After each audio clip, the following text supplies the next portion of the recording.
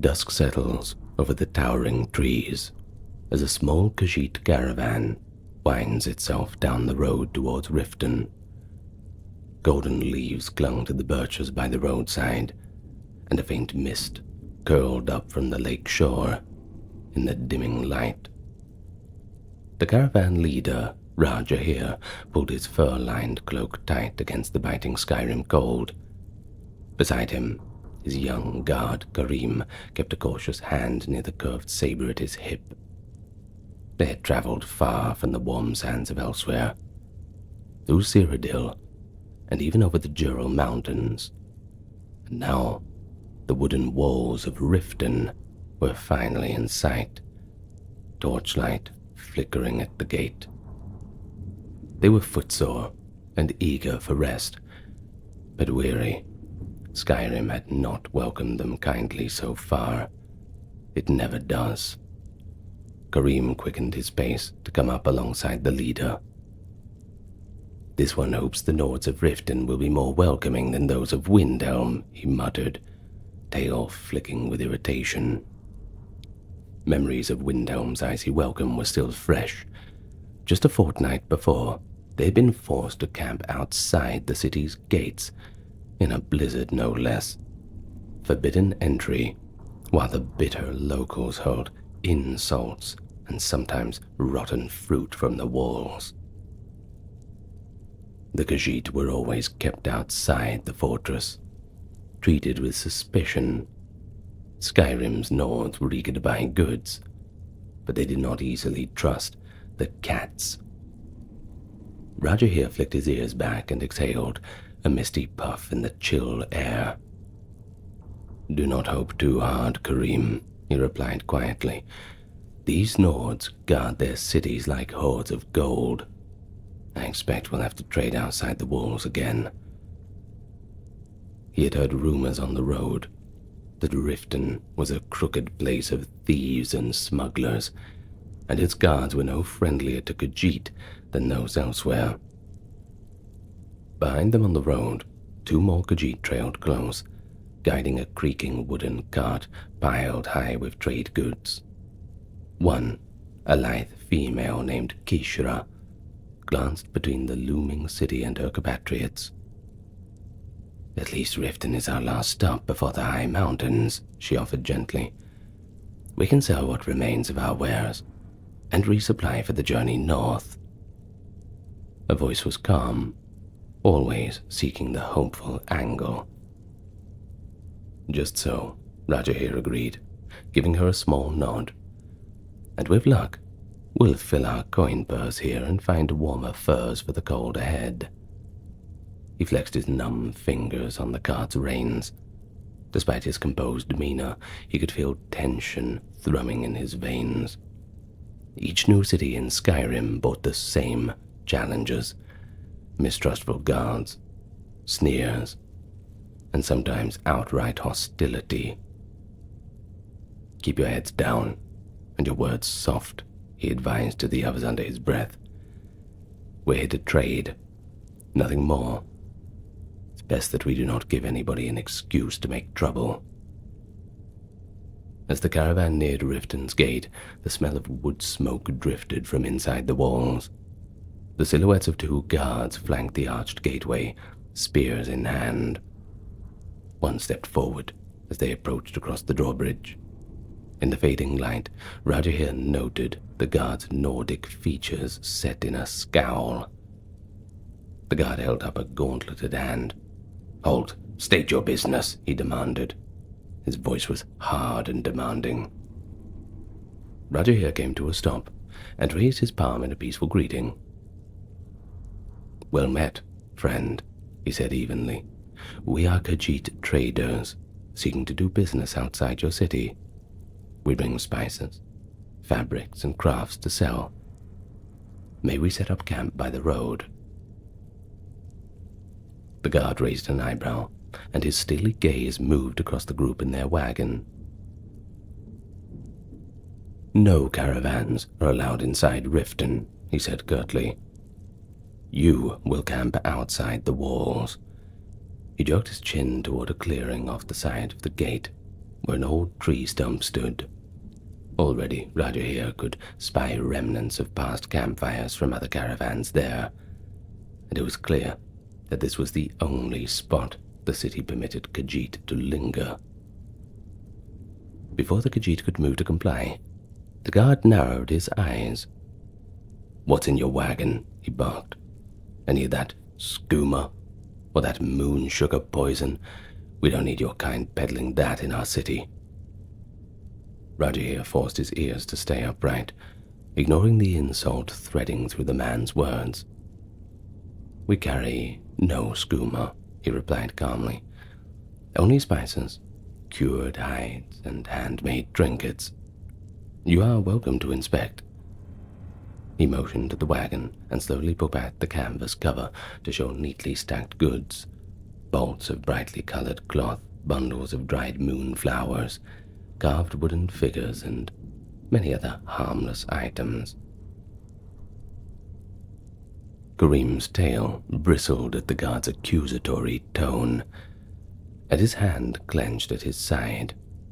Kishra shot the younger Khajiit a warning look, silently pleading for patience. The guard stepped up to the wagon regardless.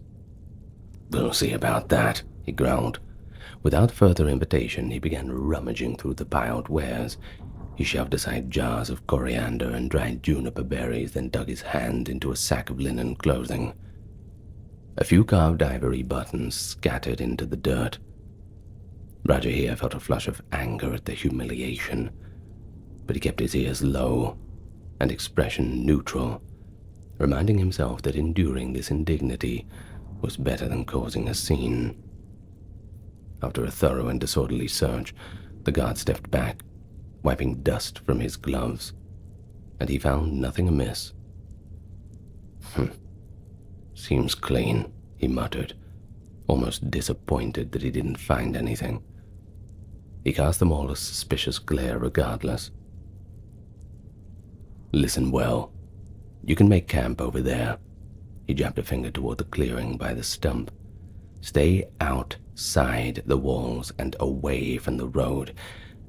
And if you try anything, by the divines anything, you'll spend the night in irons. Do you understand, cat?" "Understood," Roger here answered evenly. He motioned quickly to his companions to move along before Kareem's barely restrained temper could ignite. Kareem complied too, but not without casting a furious glare back at the guard once he turned away. The Khajiit guided their horse and cart off the main road to the patch of ground indicated. It was well away from the gates, just under the eaves of the trees. The area was littered with old ashes and charred rocks from previous merchant campfires. As they unhitched their weary horse, the city guards returned to their posts, though their vigilant eyes never strayed far from the new guests. Roger here exhaled slowly. "Let's get settled and keep to ourselves," he murmured. The group swiftly began setting up a modest camp. They pitched one small canvas tent and arranged bedrolls around a spot of cleared earth. They lit only a small fire and huddled close to it as the night deepened. Roger here sat apart for a moment, gazing up at the twin moons as they rose over the treetops. In Khajiit lore, Massa and Secunda were both guiders and guardians, so he whispered a hushed prayer to them for protection. The night was cold and silent, offering no response, but the familiar ritual calmed him slightly. Kareem volunteered to watch the first hours while the others tried to rest. The caravan ate a sparse meal of flatbread and salted fish in uneasy silence, each lost in their own anxious thoughts. The massive gates of Riften remained closed and barred. Only Roger here could feel the distant gaze of the guards lingering on the little flicker of fire. But none of them expected a good rest that night. Roger here reclined on his bedroll by the fire, pulling his cloak tight. His golden eyes remained open, reflecting the dancing flames as he kept his vigil in his own way. Across the low fire, he saw Kishra quietly playing with the amulet of Azura around her neck, lips moving in prayer. Beyond her, Josiah, an older caravan member with graying whiskers, stared at the ground, his tail curled tightly around himself. The night stretched on, still and quiet. For a short while, Rajahir almost allowed himself to believe that they would pass the night peacefully. But those hopes were shattered near midnight by a sudden commotion near the city gate. A sharp shout rang out. "Stop! You there! Halt!" came through the voice of a guard from earlier. Rajahir bolted upright, ears perking. Karim, who had been perched on a crate keeping watch, was already on his feet, bow in hand, looking toward the road. Torchlight bobbed in the darkness, and within moments the same bearded guard from before burst into the Khajiit camp, with two others at his heels. One carried a lantern that threw wild shadows across the startled Khajiit in their wagon. "What is happening?" Rajahir demanded, rising slowly with palms open to show he held no weapon. His heart thudded painfully in his chest. Around him, Kishra and the others emerged from their tent or scrambled up from their bedrolls, eyes wide with alarm. The guard's face was like thunder. "There's been a theft in the city," he snapped. "A shop was broken into, not an hour ago, valuable jewels stolen. Witnesses saw someone running out toward the gate, and funny enough, no one is out here except a band of Khajiit." He practically spat that last word, his hand tightening on the hilt of his sword. Rajahir felt the blood drain from his face. "We never went near your city," he said, struggling to keep his voice calm. "We stayed here just as you ordered us.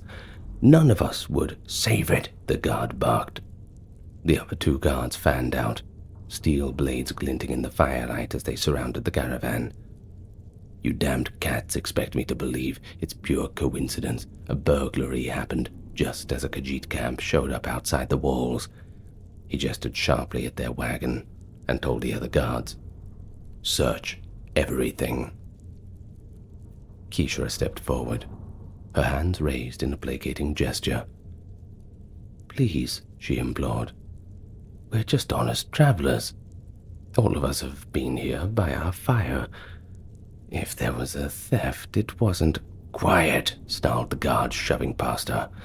Another guard roughly grabbed Kishra's arm to restrain her, drawing a startled yelp of pain. At that sight, Karim lost the last of his patience, and with a furious howl, he lunged at the bearded Nord. He cursed him, swinging a clawed fist.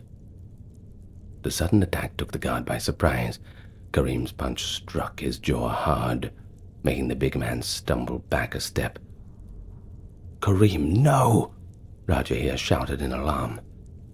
But it was too late. The chaos had already erupted. The remaining guards surged forward with shouted oaths and curses. One tackled Karim around the waist, while the other rushed Rajahir with a drawn sword. Rajahir instinctively sidestepped the thrust of the blade, but a heavy boot slammed into the back of his knees, sending him sprawling to the ground. This was when he tasted blood. A gauntleted fist had clipped his cheek as he fell. Around him, the peaceful camp disintegrated into violence. Kishra was crying out as a guard twisted her arm behind her back. Josiah tried to shield the wagon with his body, only to be cracked across the skull by the haft of a spear. In the midst of the struggle, the lead guard tore into the Khajiit's wagon, overturning baskets and sacks with a crazed zeal. "Where is it? Where?" Suddenly, he gave a triumphant shout. From beneath a heap of embroidered quilts, he yanked out a small velvet pouch. He held it up, and in the lantern light's pouch, contents glimmered as they spilled into his palm, a cascade of jewels, red, green, and blue. Karim's eyes widened in disbelief at the sight. Rajahir's stomach lurched. He'd never seen these gems before, yet they were here, looking damningly like stolen treasure. "What? We never—" Karim tried to protest as he struggled under the weight of the guard pinning him down. The bearded gnawed, bared his teeth in a vicious grin. "Caught red-handed now, aren't you, you damn cat?" he snarled. He held up a large ruby between his thumb and forefinger. The gem sparkled innocently, while fury danced in the man's eyes. "Fine stones. Let's see. A ruby, an emerald. Yes, just like the ones reported missing." Rajahir's heart sunk like a stone. He realized at once what this was. This was a setup.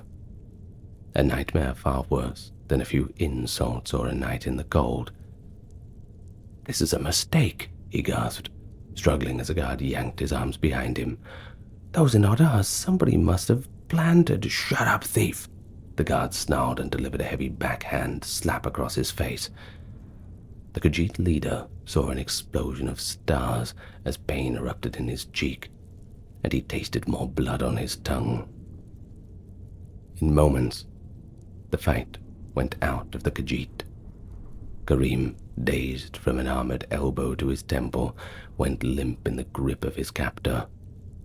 Josiah lay on his side at the wagon wheel, wheezing and clutching his stomach where he'd been brutally kicked. And poor Kishra ceased her struggles, tears lining her fur, as a guard bound her wrists cruelly tight with rope. Half a dozen more city guards arrived in response to the fray, led by a stocky officer with a cape, the guard captain. He took in the scene of Khajiit subdued on the ground and a pouch of jewels glinting in his subordinate's hand. "Bind them all. Take them in," the captain ordered coldly. Rajahir, still reeling from the blow, felt rough hands wrench his arms back and loop cords around his wrists. He did not resist. There was no use. Around him, Kishra and the others were being tied up as well. Karim was hauled upright, swaying on his feet, blood trickling from a cut above his brow. The young Khajiit's eyes were unfocused, his earlier bravado snuffed out by a vicious blow. The bearded guard stepped forward and showed the velvet pouch of jewels under his captain's nose. "Found the stolen goods in their wagon, sir," he announced, barely containing triumph in his voice. "Just as I suspected." The guard captain peered into the pouch, then at the bedraggled bound Khajiit. His lip curled in disgust. "Bring them in. The Jarl will decide their fate come morning."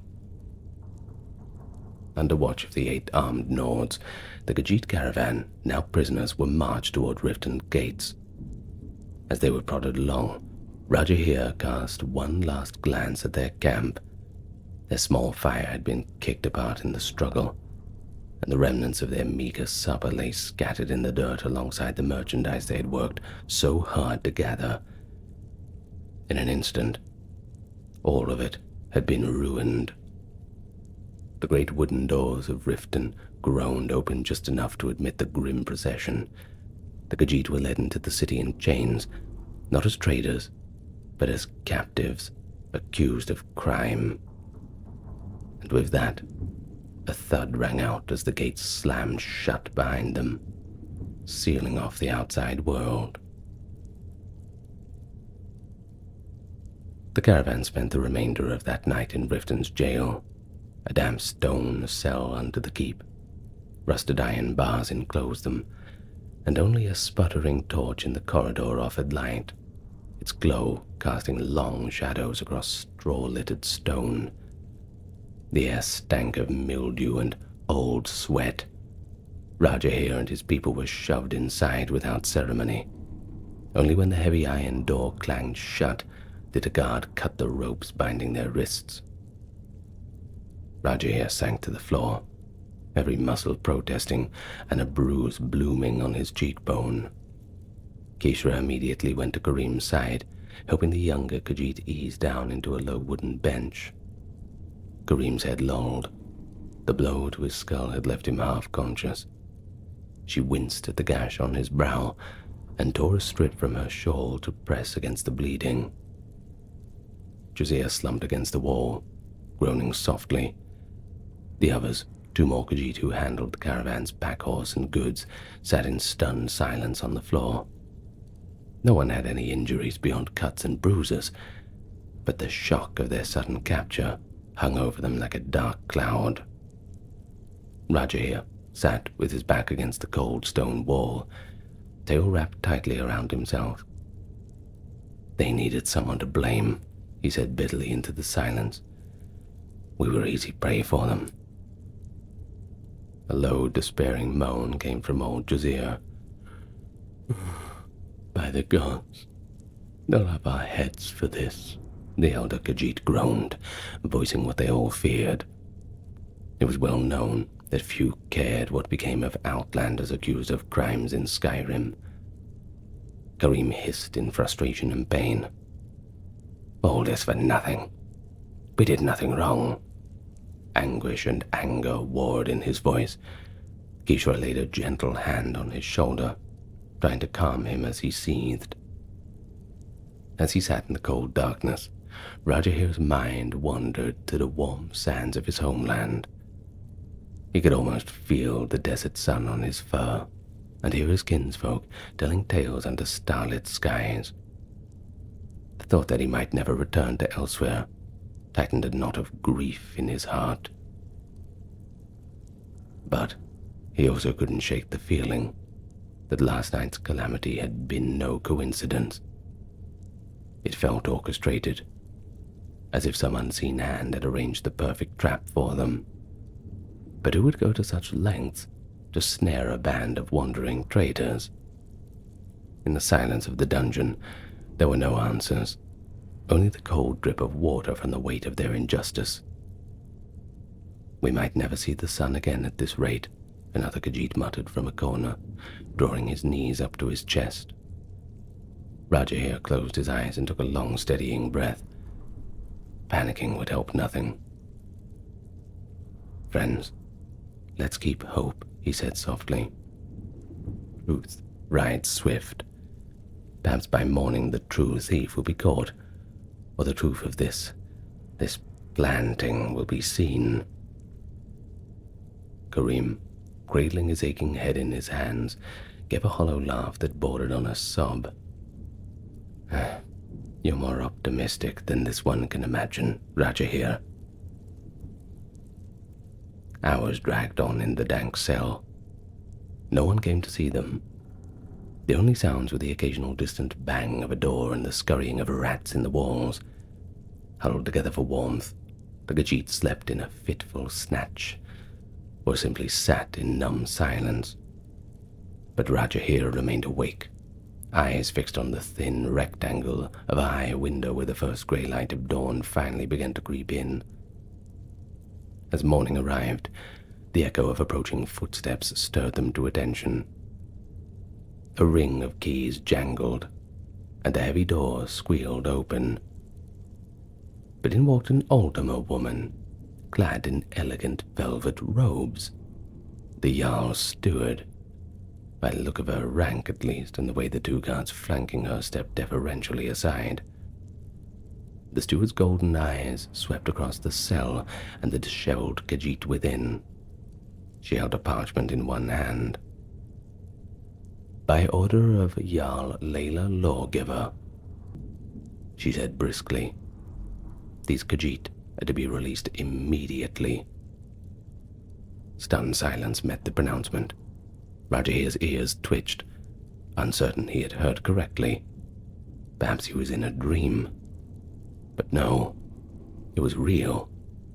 Kareem blinked slowly, as if convinced that this was a cruel trick. The guard from last night, the bearded one, stood just behind the steward, jaw agape. Released, he blurted out. But these damn cats, they... The Aldermer steward silenced him with a glare sharp enough to cut. The Jarl's command is not open to debate, guardsman. Do as you're told. She turned back to the prisoners and gestured curtly. Out with you. Your innocence, or if it is lack thereof, is no longer of concern. No longer of concern? Raja here exchanged bewildered glances with Kishra. Cautiously he got to his feet. The guard stepped forward, but instead of manhandling him, one actually extended an arm, as if to help. Raja here ignored this gesture and stood on his own, still rubbing feeling back into his wrists. One by one, the caravan members crept out of the cell. Josiah practically had to lift Kareem, who winced at the movement. They clustered in the corridor, waiting anxiously as the steward locked the cell door behind them with a decisive clack. You should all count yourselves very lucky, the Ultima woman said coolly. The Jarl has taken a personal interest in this case. Rajahir's tail swished low behind him. There had to be a reason for this sudden mercy. Nords were not known to free alleged thieves out of kindness. We are very grateful, my lady, he ventured carefully. May we know why? The Jarl will speak with you, the steward interrupted, pointing a long manicured finger at Rajahir. Alone. Immediately, 2 guards closed in, not with weapons drawn, but clearly ready to escort. Rajahir straightened in surprise. With me? The steward gave a curt nod. Your companions will wait under guard in the keep's courtyard. You, caravan leader, will come to Mistvale Keep and hear what Jarl Layla has to say. Do not keep her waiting. We go now. Rajahir swallowed hard and glanced back at his friends. Kishra's amber eyes were wide with concern. She reached out and squeezed Rajahir's hand briefly. Go, she whispered. It'll be all right. I'm sure. Kareem, still pale and unsteady, managed a grim smile.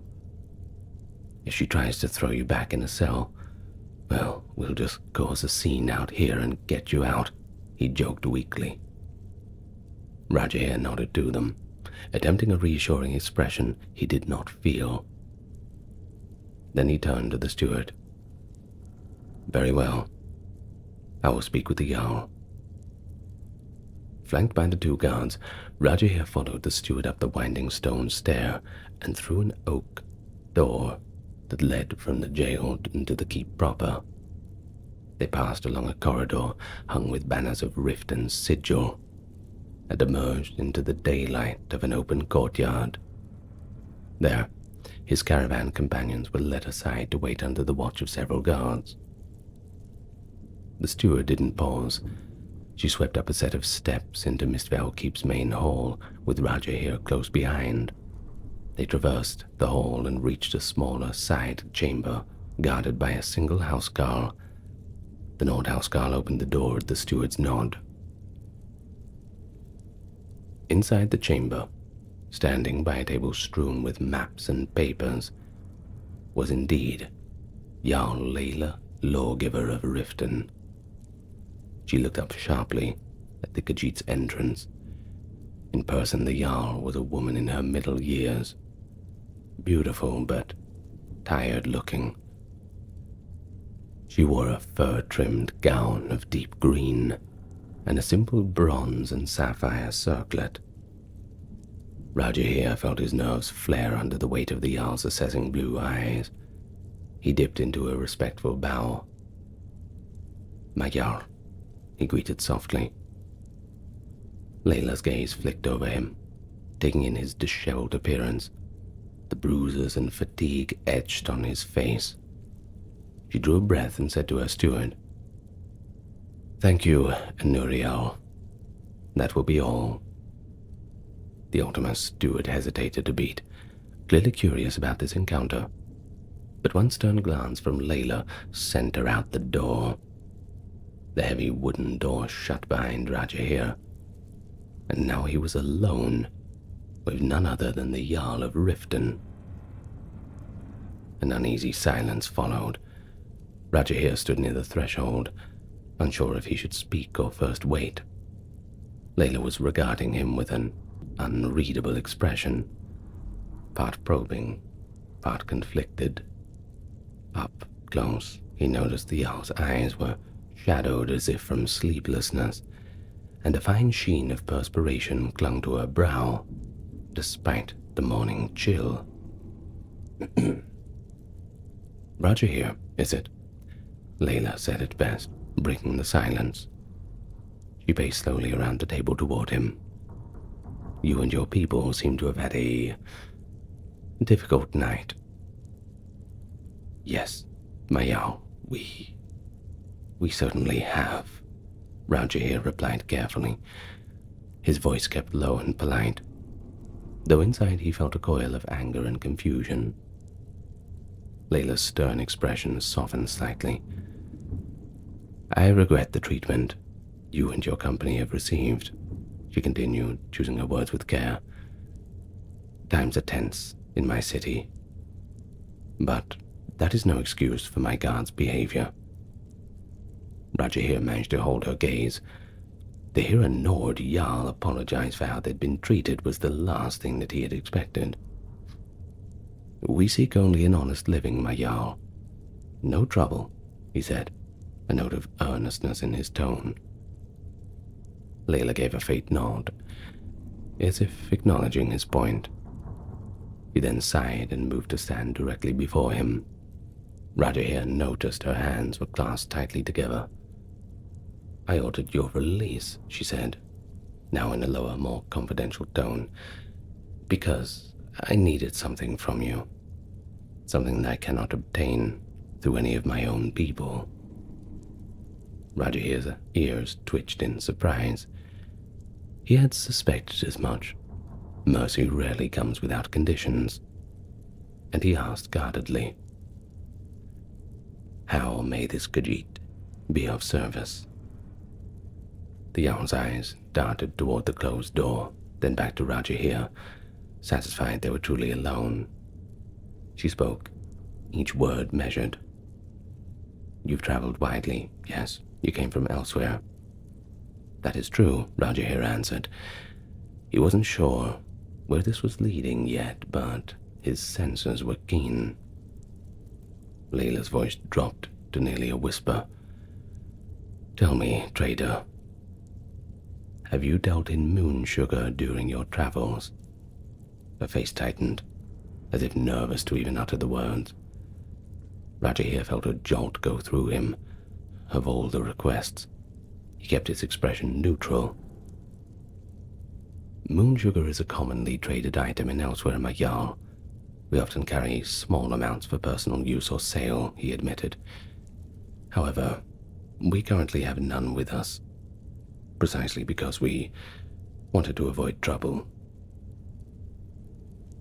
Layla nodded impatiently. Yes, I know your wagon was clean according to my men's reports. She began to pace again, one hand unconsciously rubbing at her forearm. I will speak plainly, Rajahir. I secured your freedom because I require a supply of moon sugar, and I require discretion above all else. Rajahir stood very still. He thought of the planted jewels, the false accusations. Was it possible that this Jarl had orchestrated that just to blackmail them into smuggling? Or was she merely taking advantage of an opportunity? Either way, the outcome was the same. Moon sugar, he echoed softly. It is illegal to possess in Skyrim, as you know, my Jarl. I am aware. Layla's tone was sharp, but then it faltered. She stopped pacing and faced him. I need it, Rajahir, just for myself. Her voice cracked on the admission, and she averted her eyes, clearly showing some kind of embarrassment. In that moment, Rajahir understood the full gravity of the situation. The Jarl of Riften was addicted to moon sugar, or likely its refined form skooma, the slight tremor in her hands, the sheen of sweat, that fatigue in her face. He recognized these signs. The mighty ruler was caught in the grip of the very substance her guards would imprison others for. For a heartbeat he almost pitied this proud ruler, brought so low by her own craving. Yet he remained wary. The owl was effectively pleading for illicit help, but still holding 100% of the power in this exchange. Layla continued, her words tumbling out in a rush now. My usual sources have dried up recently. I cannot seek new ones through any official channels, or unofficial for that matter. But if the wrong people learned of my condition, it would be disastrous. Not just for me, but for Riften. She began to pace again, agitation evident. Riften, there are powerful forces here. Maven Blackbriar, for one. She practically ruled this city's underbelly. If she even suspects that I have this weakness, she'll exploit it, and she'll rip the throne from my hands. Roger here listened intently. He knew of the Blackbriar family by reputation. Everyone did. Wealthy brewers of mead, sure, but also crime lords. Maven Blackbriar's name alone made honest folk lower their voices. That someone like the Jarl feared her spoke volumes about Riften's true balance of power. Layla's eyes flashed with a mix of fear and anger. I suspect even the incident with the stolen jewels last night may have been arranged by those who want to embarrass me or keep me under thumb. Maven has half the city guard in her pocket, and she profits greatly from the illegal skooma trade. Perhaps she thought to scare me by framing and punishing a convenient outsider. Or perhaps it was simple rotten luck that you became a scapegoat. Either way, I saw an opportunity. Roger here now saw the larger picture, or at least the outline of it.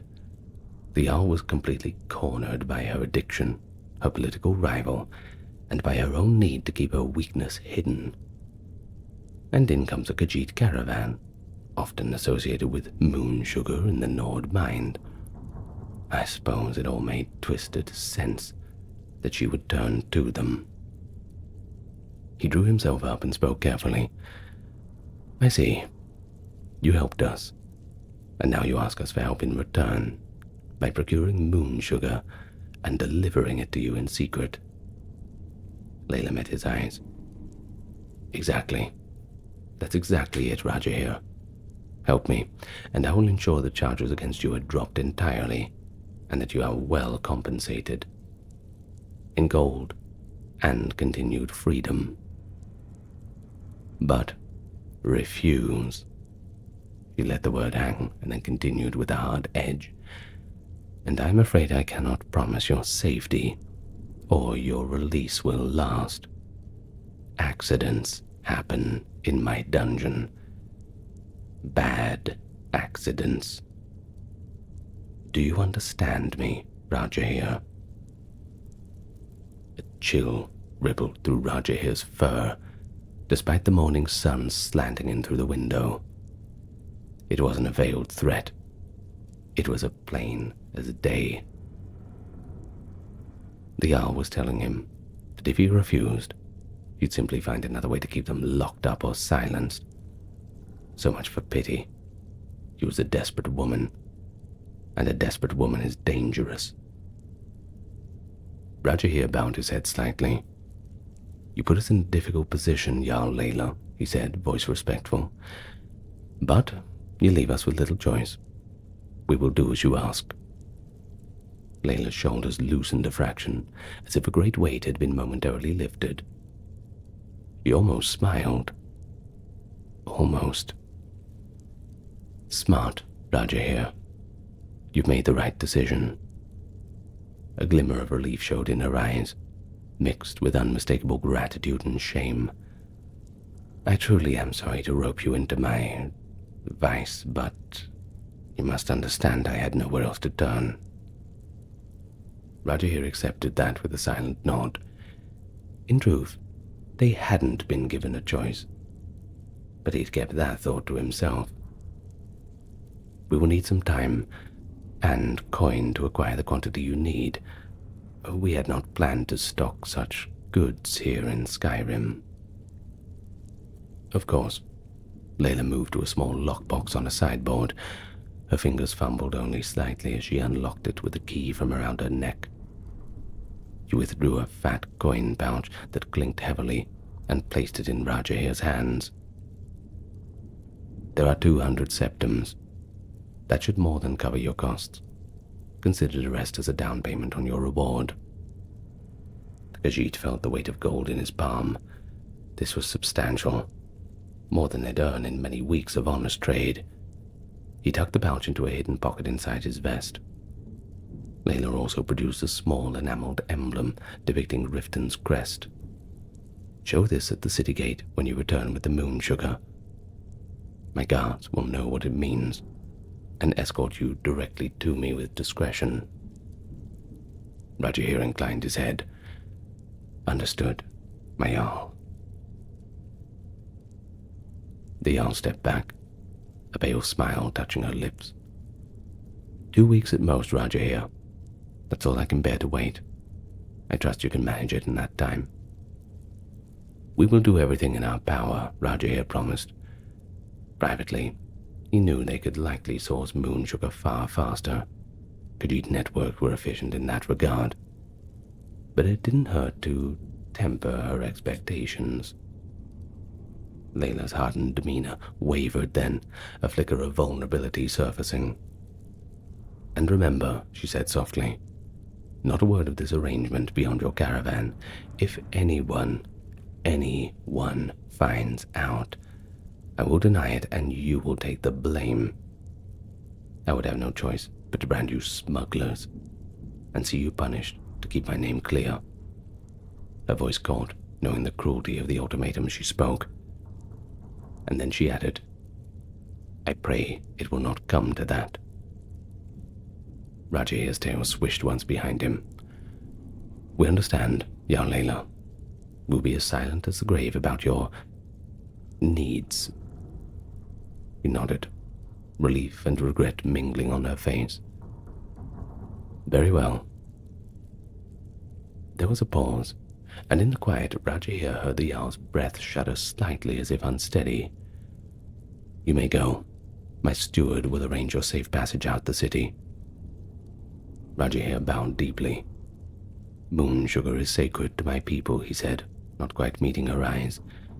We do not judge its pull on the soul. I hope it brings you the peace you seek. It was perhaps more candid than he should be, but some instinct told him to offer that sliver of comfort. Layla looked momentarily taken back, and then she gave a ghost of a smile, a genuine one, that made her look more human and a little younger. You are gracious, Rajahir, for someone that my city has wronged. She straightened, summoning her formal tone again. Go then. I expect to see you back here soon with my delivery. Rajahir gave one last nod. Farewell, my Jarl.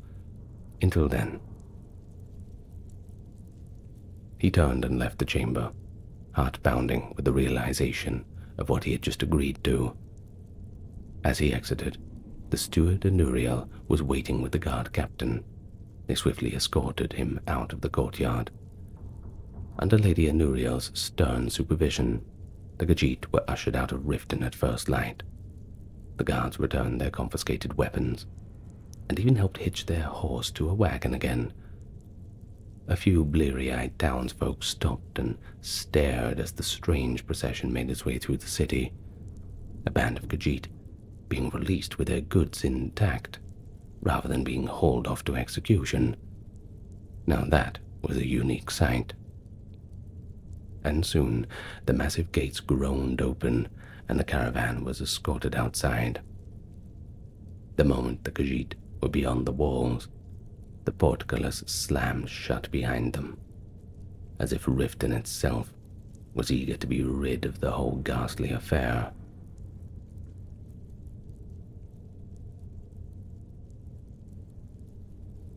Not an hour later, the Khajiit caravan was back on the road, putting Riften behind them. Their wagon, hastily repacked with what goods remained to them, creaked along behind the weary horse. They couldn't help but notice a few of their nicer trinkets had gone missing during the ordeal, likely pocketed by those opportunistic guards. But they counted their blessings. They were still alive. Kishra walked beside Karim, gently checking the bandage on his head and dabbing a bit of herbal salve onto his bruised cheek as they went. The morning air was crisp and cold, each breath puffing white as they trudged north. For a long time, none of them spoke. Only the crunch of their footsteps and the creak of the wagon wheels over the frosty road broke the silence. The wooden walls of Riften soon vanished behind the trees, and with each step the caravan put more distance between themselves and the nightmare of the night before. Karim was the first to speak, his tone a mix of lingering anger and disbelief. "So, that's it? We're free?" he murmured, touching the side of his bandaged head gingerly. "Free, with a pouch of the Jarl's gold, and tasked to be her smugglers," he huffed, claws flexing reflectively. "We should count our blessings," Kishra said softly. She walked on Karim's other side, offering him support when he stumbled. "We could have been headed to the chopping block, you know. Instead, we're free, and we have our chance at dawn." Despite her words, her brow was furrowed with worry. Karim scowled, his tail lashing. "It still doesn't sit right. We bend over backwards to help a Nord who tossed us in jail on false charges." A bitter laugh escaped him. "We've become exactly what they accuse us of being, haven't we? Smugglers of contraband." Raja here, leading the horse by the reins, glanced back at the younger Khajiit. "I won't pretend it's ideal, Karim," he said, voice low and even. "But consider the alternative. Would you like to go back to that cell? Or worse?" Karim's ears flattened. His pride clearly smarted at the situation. Maybe not," he muttered. He looked at the hefty coin pouch tucked into Rajahir's belt. "We have her gold now," he said suddenly, a daring edge to his tone. "We could simply ride south and never look back, you know. Let her find someone else to fetch that sugar. Go home, back to elsewhere through Cyrodiil, and never speak of this again." At that, Kishra's tail twitched anxiously. "If we betray our promise, the Jarl will not only hunt us down, but she'll make life even harder for the other Khajiit caravans," she cautioned. "We can't bring any more trouble to our people. Word would spread that Khajiit were liars and breakers of faith.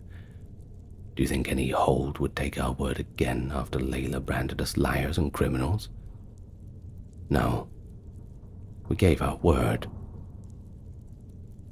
Rajahir gave a low hum of agreement. "We'll see this through," he said firmly. "For our honor, and to keep her from using us as an excuse to harm others." Karim blew out a sharp breath, but he eventually nodded.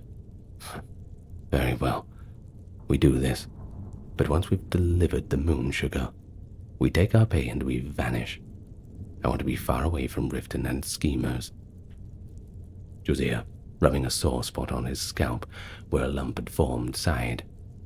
"This land is poisoned by schemes," he agreed. "Perhaps after this, we head back to more familiar sands for a time." The group fell quiet for a moment as the sun crept higher, thawing the rime on the path. As they spoke, a few golden leaves drifted down from the birches overhead, catching the light as they fell onto the road. "We still need to actually get this moon sugar," Josiah ventured after a stretch. "We left our stock back home." Kishra flicked her eyes thoughtfully. You know, there are other Khajiit caravans in Skyrim. Perhaps our friends near Whiterun can spare some of their stock, if we explain the plight. Madran or Akari's group might help us for the right price. Raja here nodded. A wise thought. If not, we'll send word to our contacts across the border. One way or another, the Jarl will get what she wants. Kishra turned her head. I almost feel pity for the Jarl, she admitted after a pause, breaking the silence that had fallen. Facing someone like Maven Blackbriar, it's a perilous path she treads. The Khajiit woman's eyes were distant, as if envisioning the political storm awaiting Layla back in Riften. Blackbriar is a viper with many tails, Josiah muttered. Her venom reaches far. Even out here we have to stay vigilant. Raja here looked at him. One thing is certain. Last night showed us that the games of these Nords can ensnare anyone, even those only seeking honest trade. Perhaps one day we might learn who truly orchestrated the night's cruelty, be it scheming Maven or the desperate Jarl, but for now, I suppose some mysteries will remain unsolved. Our task is ahead of us, not behind. Karim gave a grunt of agreement. He adjusted the strap of his leather armor and squared his shoulders. At least now we have a purpose and direction, better than rotting away for a crime we never committed. Kishra managed a faint smile. And we have each other. The roads are less lonely that way. She reached out to squeeze Karim's arm encouragingly. Despite it all, they had survived together. The soft chatter of a pine squirrel on a branch overhead and the distant call of a hawk broke the silence. The sun climbed toward its zenith, bringing a pale warmth to the cold air. As the caravan crested a small hill, they could see the plains rolling out toward the north, their path to Whiterun and beyond. Raja here looked over his shoulder once, back toward the city they'd come. Riften was far out of sight now, hidden behind hills and trees. Only a thin wisp of smoke marked the city's presence on the horizon. In that unseen city, a Jarl waited nervously for moon sugar, caught in her web of secrets and foes. Who truly had set the trap that nearly destroyed the caravan? Whether it was Layla or Maven's cronies remained an unsolved riddle. Perhaps they would never know. He turned back to the road ahead. All that mattered now was the journey before them. Perhaps one day they'd learn the truth, but for now survival and duty would be enough. They would have to be enough. And as they traveled onwards, a lone wolf's howl from distant hills echoed, an eerie reminder that the wilds held their own dangers. But the Khajiit did not falter. Together the caravan pressed on, guided by the light of day and the promise of the gold yet to be earned. The cold wind whistled through the pines, offering no answers to the questions left behind in Riften. In the end, they were left only with the road ahead, and whatever tomorrow would bring. I awakened to a murky dawn, the sun a mere pale disk behind leaden clouds. Even through my thick fur, the cold of Windhelm's outskirts seeps into my bones. I draw my cloak tighter around myself as I rise from my makeshift bed. That wind is already howling around the great stone walls of the city a short distance away. Those walls keep the Nords inside warm and safe, but out here, I have only my small tent and a dwindling campfire for a piece of comfort. With a quiet yawn and shiver, I whisper a familiar morning blessing. May your road lead you to warm sands. The phrase puffs out in a cloud of ironic steam from my mouth, and I smile wryly at the irony. There are no warm sands to be found in this miserable frozen hold. But the prayer of my people steadies me nonetheless. In these worlds, I hear echoes from home. Sun-baked streets, golden deserts far to the south. It's It's a memory that bolsters me against that bitter Skyrim cold. I coaxed my campfire back to life with fresh kindling and set about preparing for the day's trade. My stall, a simple wooden stand, stands just off the road by Windhelm's gate, where passing travelers might easily notice. I arrange my wares carefully, bolts of brightly colored silk from elsewhere, carved wooden figurines of desert creatures, packets of spices, cumin, moon, cinnamon, dried peppers, and a few vials of moon sugar crystals that glint like tiny diamonds. The moon sugar I keep toward the back. Among my kind, it's a beloved and sweet sacrament, but to Nords, they only know it for the illicit narcotic skooma. As Khajiit, we've learned to be discreet with it. As I finish setting up, the city gates groan open, and a pair of Windhelm guards emerge to begin their morning patrol. They notice me immediately. After all, I'm the only Khajiit here, a solitary figure in the snow. One guard, a burly fellow with frost clinging to his beard, fixes an icy stare. "You there," he calls out sharply. "No trouble today, understood? We're watching you, cat." I bow my head deferentially and fold my ears back a bit, a submissive posture.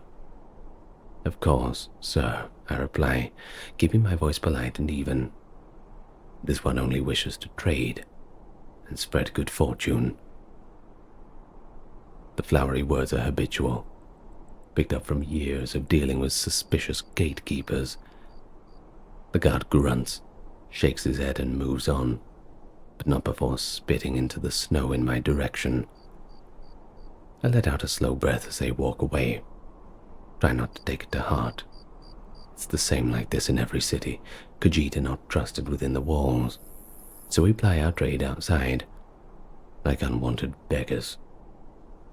Windhelm's folk seem especially on edge, with the Civil War and their own prejudices keeping their hearts as cold as the snow that falls from above them. But despite the guard's ominous welcome, I hold hope that the day might be profitable. After all, there's coin to be had. As morning passes, a few travelers and locals approach my stall, drawn perhaps by the vibrant colors of the silks against the snow.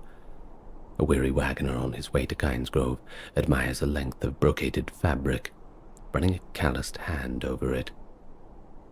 We chat amiably. He's surprised to see such fine cloth out here, and I regale him briefly with a tale how I required it from the markets of Senjal by the sea. Such a faraway place. The story sparks his interest. But when we come to haggling, he regretfully declines. The times are tough, he says. A lean year. He can't justify the expense. There's nothing I can do. I nod in understanding and wish him safe travels. Not every looker becomes a buyer. It's just the way it is.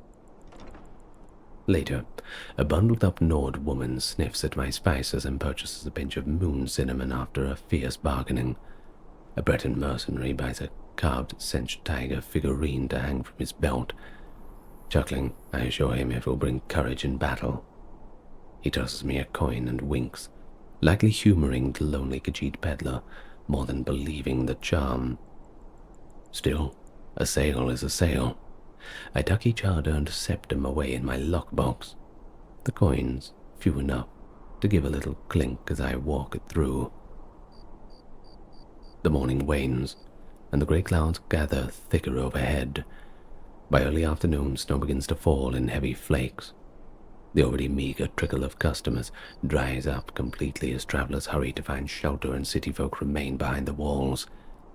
I pull my cloak tight and watch Windhelm's closed gate, realizing that no one else would be braving the weather to come buy exotic wares today. With a sigh, I begin packing up. My silks I wrap in oiled cloth to protect them from the damp and place them back in the chest. the figurines and spices I stow securely, and the wind picks up as I work, blowing curtains of white across the road. In truth, I have little reason to keep at this any longer today. The past week here has been much the same, long hours of cold and suspicion with only a handful of small transactions. My 2 caravan companions already decided it wasn't worth it and departed for friendlier towns, leaving me all alone to see if fortunes might change. I'm pretty stubborn, so I'd stayed. I didn't want to give up that soon. Perhaps I hoped I could prove something to myself, to the Nords, that perseverance would melt their mistrust. But as I secure the last of my goods and cover my stall against the falling snow, a heavy loneliness settles on me. Dusk arrives, early under stormy skies. I retreat to my tent, lighting a small lantern against the growing dark and nursing my campfire to last throughout the night. Through the tent flap, I see the orange glow of torches atop Windhelm's walls, and the faint light of hearths from its windows. The sounds of the city, muffled laughter, a closing gate, distant boots on the stones filter out to me. Reminders that I'm an outsider, camping at the threshold of their society, a long, long way from home. I wrap myself in a threadbare blanket, sitting by the fire with a cup of herbal tea clasped in my paws. The warmth barely penetrates, but is better than nothing. My thoughts wander, heavy with longing, in the flickering firelight, and I see visions of the past, warm evenings in my homeland, where I sat around a lively camp. I had family and friends. Our tales used to entwine with the others, sharing stories and sugared treats. Here, there's only one crackle of flames and the whistle of the wind through the lonely crags. I can't think about it. I try to put it at the back of my mind. I sigh and close my eyes, offering one more whispered plea to any gods listening, that maybe tomorrow things might be better. My quiet reflection is shattered by a sudden shout carried on the wind. "Help! Somebody! Please!" The voice is distant, but it's desperate. My ears perk straight up, and I set down my tea, all senses alert. And there it is again, a man's voice shouting for help, and it's coming from the direction of Windhelm's gate. At this hour it should be closed for the night. Heart thudding, I rise and step out into the cold. Snow swirls around me, the night deep and dark beyond my fire's glow. Squinting, I make out a figure moving near the gates, stumbling, then breaking into a run toward my camp. It's only my instinct that I reach for my small dagger that I keep at my belt, uncertain of this newcomer's intentions. But as the man draws nearer, the flickering light reveals a face contorted not in anger, but fear. "Please, help!" the Nordman gasps as he half runs, half slides into my camp's radius of light. He's bareheaded despite the cold, snow clinging to his short, cropped, rust-colored hair. His eyes are wild with fear, and I recognize him vaguely. One of the townsfolk I've seen hauling lumber through the gates sometimes. We've never spoken. "What is wrong?" I ask, stepping forward. My earlier weariness drops as I see he's trembling, and not just from the cold. "It's my daughter," he manages between panting breaths. "She's terribly ill. I don't know where else to go." He looks at me, realizing perhaps that I'm his only option out here. Words spill out of him in a frantic rush. High fever, bad cough, blood in her sputum. My mind catches on the last detail. Coughing blood. That's never a good sign. "The alchemist in town had already closed up shop," he continued hoarsely. "I banged on his door, but he wouldn't answer at this hour. Someone told me the Khajiit outside might have some healing herbs. Please, you've got to help her. She's only 8 years old. For a second, I simply stare, heart-twisting. Of all the reasons I expected a Nord to come running into a Khajiit camp for help, this was certainly not one of them. Desperation has driven him past prejudice, and beyond that, I feel a spark of indignation that Windhelm's gates and laws kept me out tonight, when a child inside needs aid that I could have given. But such thoughts need to be pushed aside. That little girl is all that matters now. Calm yourself, Nord. I will do what I can, I say firmly, meeting his frantic gaze. Come, get out of the cold here while we talk. I usher him toward my tent, lifting the flap for him. He hesitates a mere heartbeat, perhaps startled by the incense-tingled smell of my dwelling, or the strangeness of trusting a Khajiit. But then he ducks inside, driven by hope and fear. I follow and secure the flap against the wind. Inside the tent, the man's breath comes in ragged puffs. I stoke the brazier to throw more light. My humble abode is cluttered with chests and sacks of goods, but I clear a spot for him to kneel by the warmth. Tell me your symptoms from the start, I request, already moving to my larger chest where I keep the medicine supplies. He wrings his hands, voice trembling as he explains. His daughter fell ill with a cough a week ago, and despite their care, it's only worsened. By this afternoon, she was weak and feverish. Tonight, the fever had spiked dangerously. She'd become delirious, couldn't keep down food or water, and the cough brought up blood. Listening, I grab a mortar and pestle and start sifting through my herbs by feel and memory. Fever, coughing, blood. Sounds like pneumonia. A regular healing potion is often too blunt a tool for such illness. What she needs is something to break the fever and clear her lungs. I mutter some ingredients aloud, half to myself. Willow bark for fever? Good. Maybe not strong enough alone. Tundra cotton? No, better for bandages, minor aches. And then my claws settle on a small pouch tucked in the corner. Ah, I purr softly. Red coldberry leaves. That might just do it. I recall purchasing these rare leaves in a village in the Reach. They're known to quell even a dangerously high fever. I also pull out a bundle of dried mossy herb. And some clickweed for the cough, I say, recalling the herb's strong effect in clearing lung congestion. Meanwhile, the man watches me with pleading eyes. Can you make something? A potion? A draught? Anything? He asks, voice cracking. Yes, I can, I answer without hesitation. I motion for him to help me by the brazier. Here, hold this cup. As he takes a wooden cup from my hand, I pour a measure of clean water from my water skin into the small kettle and set it atop the flame. The water will boil quickly over the concentrated heat. I then measure out some of the crumbled red coldberry leaves and a few strands of clickweed into the mortar. Using the pestle, I grind them just enough to help release their properties. These herbs should bring down the fever and ease her breathing, I explain as I work. My voice is steady, projecting confidence. I mostly feel.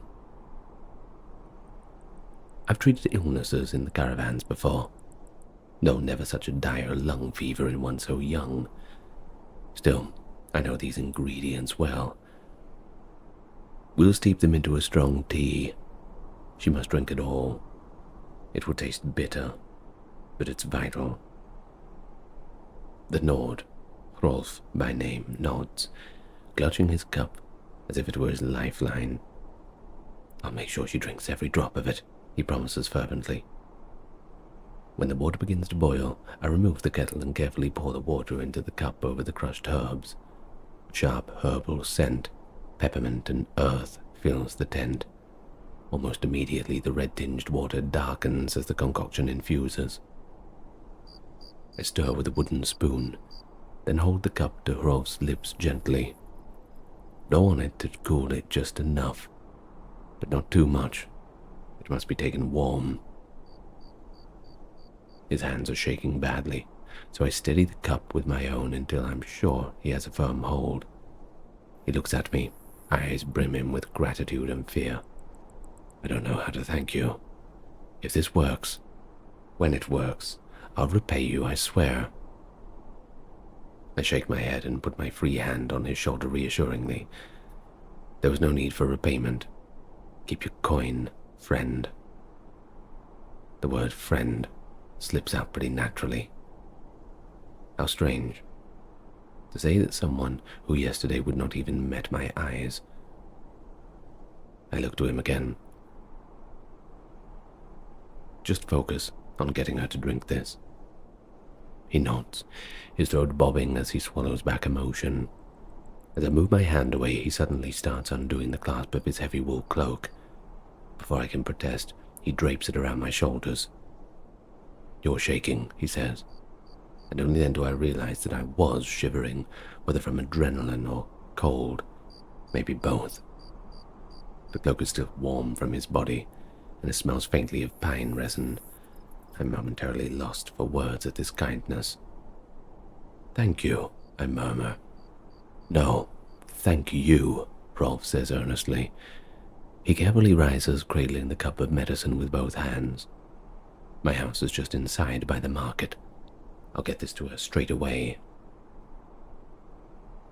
He moves the tent flap, then pauses and looks back at me with a hopeful, desperate smile. Please, come to the gate in the morning. When she recovers.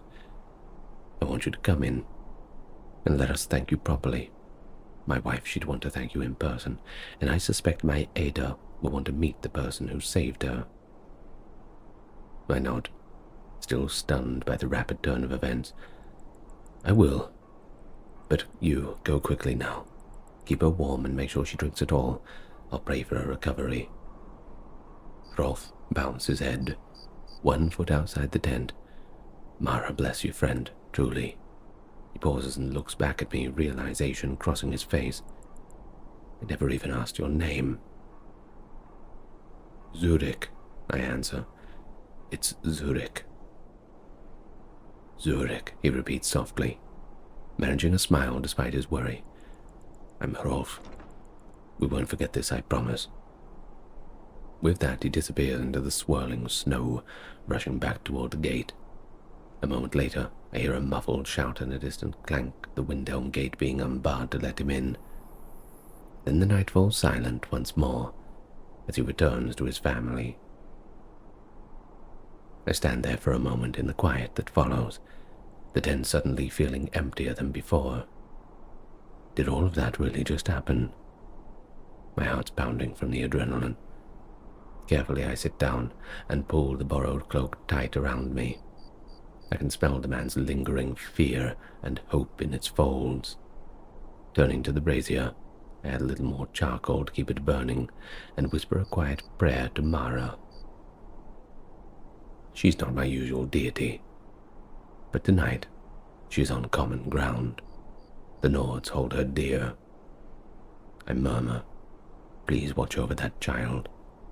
Let the medicine do its work. Outside, the wind has calmed. The silence of the night presses in, broken only by the distant howl of a snow fox on the faraway hills. I know I won't get much sleep. I'll be listening in my dreams for any news from beyond those walls. Still, I allow myself a lie down by the brazier, the fur-lined cloak wrapped snugly around me. It's been a long time since I slept under a roof or shared a warm hearth with others. If the divines will it, perhaps tomorrow will change that. I close my eyes, the taste of peppermint and hope still in the air, and drift off into an uneasy, expectant rest. I awake with the start of the sound of voices beyond my tent. For a disorienting second, I think I'm still dreaming. Voices come from the city gate, and then I hear my name. "Zurich," someone calls. "Zurich, are you there?" I throw off the blankets and scramble upright, hardly feeling the cold now. Pale morning light seeks through the tent flap. My fire has burned down to faint embers, but I don't pause to stoke it. I rush outside, clutching Rolf's cloak around me. The dawn sky is a pearly grey. Fresh snow crumbles under my feet as I step out. Near the city gate, I see two figures. One is a guard holding a torch, looking on with a mixture of curiosity and mild annoyance. The other is Rolf. He's waving at me eagerly, his breath puffing in the frigid air. I can tell from a distance that he's smiling, and with that, hope surges within me. I half run, half slide over the slick ground toward him. "I'm here, Rolf," I call. As I near the gate, I slow suddenly, self-conscious under the guard's hard gaze. But Rolf closes the gap between us and claps a hand on my shoulder warmly. He looks exhausted, dark rings under his eyes as if he hasn't slept, but his expression is one of pure relief. "It worked, Zurich," he says, voice thick with gratitude. "By the 9, it worked. Ada's fever broke a few hours after I gave her your tea. She's awake and the coughing is almost gone. She's weak, but I think she's going to be all right." He takes a shaky breath, as if saying it aloud makes it finally real. "Zurich, we can't ever thank you enough." The smile that breaks over my face makes my cheek ache. I realize I've been bracing myself for bad news, but here it is. Good news in a cold land. Warmth blossoms in my chest as I purr. I'm so happy to hear that, truly. My tail curls with delight from beneath the cloak. Rolf squeezes my shoulder, then gestures to open the city gate behind him. "Come, Sigrid is expecting us. We would be honored if you would share breakfast at our home." I blink in surprise.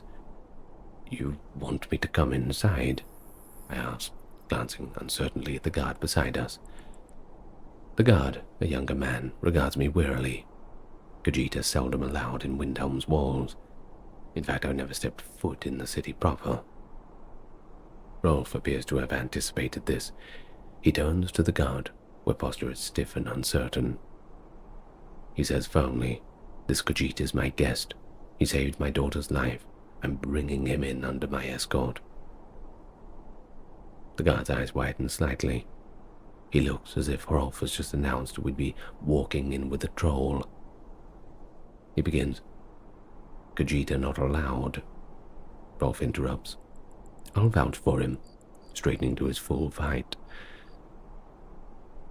Though Rolf is plainly dressed and worn from worry, at this moment he stands as tall as any thane in defense of me. He has done the Nords of Windhelm a great kindness, and you have my word there will be no trouble. The guard shifts his weight, clearly unhappy, but unwilling to bar the way against one of his own townsmen showing such resolve. Finally, he steps aside. "Fine. He stays with you. It's not my problem if he gets attacked or stabbed. Mind your step too, cat. Don't go stealing anything." I bow my head quickly.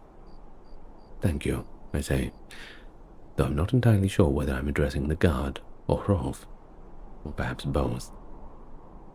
Rolf keeps a protective hand on my shoulder as we walk through the city gateway, and for the first time, I pass under the ancient stone arch and truly enter the city.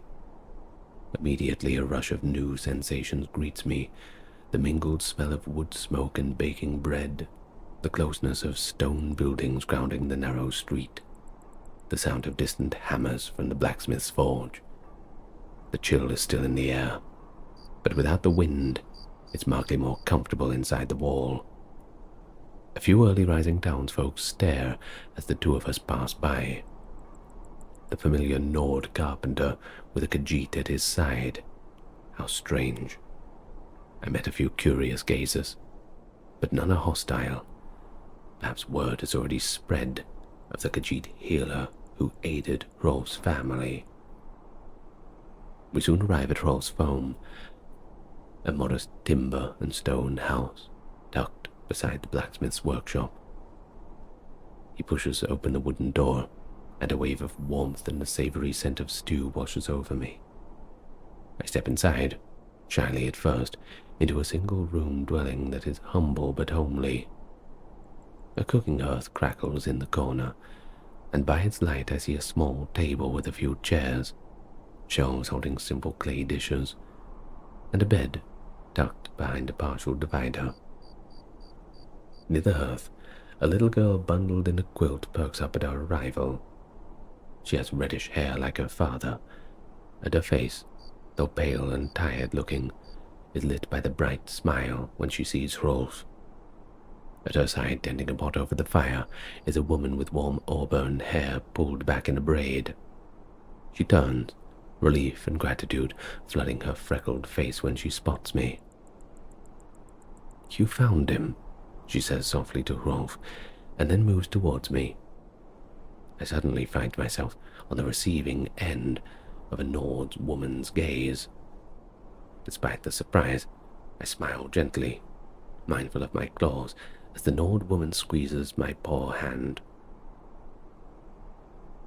"Thank you," she murmurs, "for saving her little girl." "Sigrid, let the poor Khajiit breathe," Rolf chuckles. His tone is light, lighter than I've heard it yet. He closes the door behind us, shutting out the cold. Sigrid releases her grip from my paw, laughing apologetically. "I'm sorry. Words are just not enough." There are tears in her eyes, but they are the joyous kind. She keeps one hand on my arm as if to assure herself that I'm really there. "Welcome to our home, Zurich. Please come and sit by the fire. You must be freezing." This hospitality, it's so genuine, so normal. I'm not sure how to respond, but I manage to smile and nod. "Your welcome is as warm as the hearth. Thank you." My voice comes out a bit rough with emotion. Rolf has already crossed to Ada. He kneels and touches her forehead, checking for fever. "How are you feeling, little one?" "Better, Papa," she says. Her voice is a touch hoarse, but undeniably stronger than it was last night. "I told Mama the tea was awful tasting." She wrinkles her nose, then looks at me with large, curious eyes. "Are you the Khajiit that made it?" "Mama said you were." I grin and move closer, kneeling on the rug so I'm more or less at her eye level. "I am. My name is Zurich." I gently tap one claw to my chest. "And you must be Ada. I'm sorry the medicine was so bitter. Khajiit herbs are not known for their sweetness."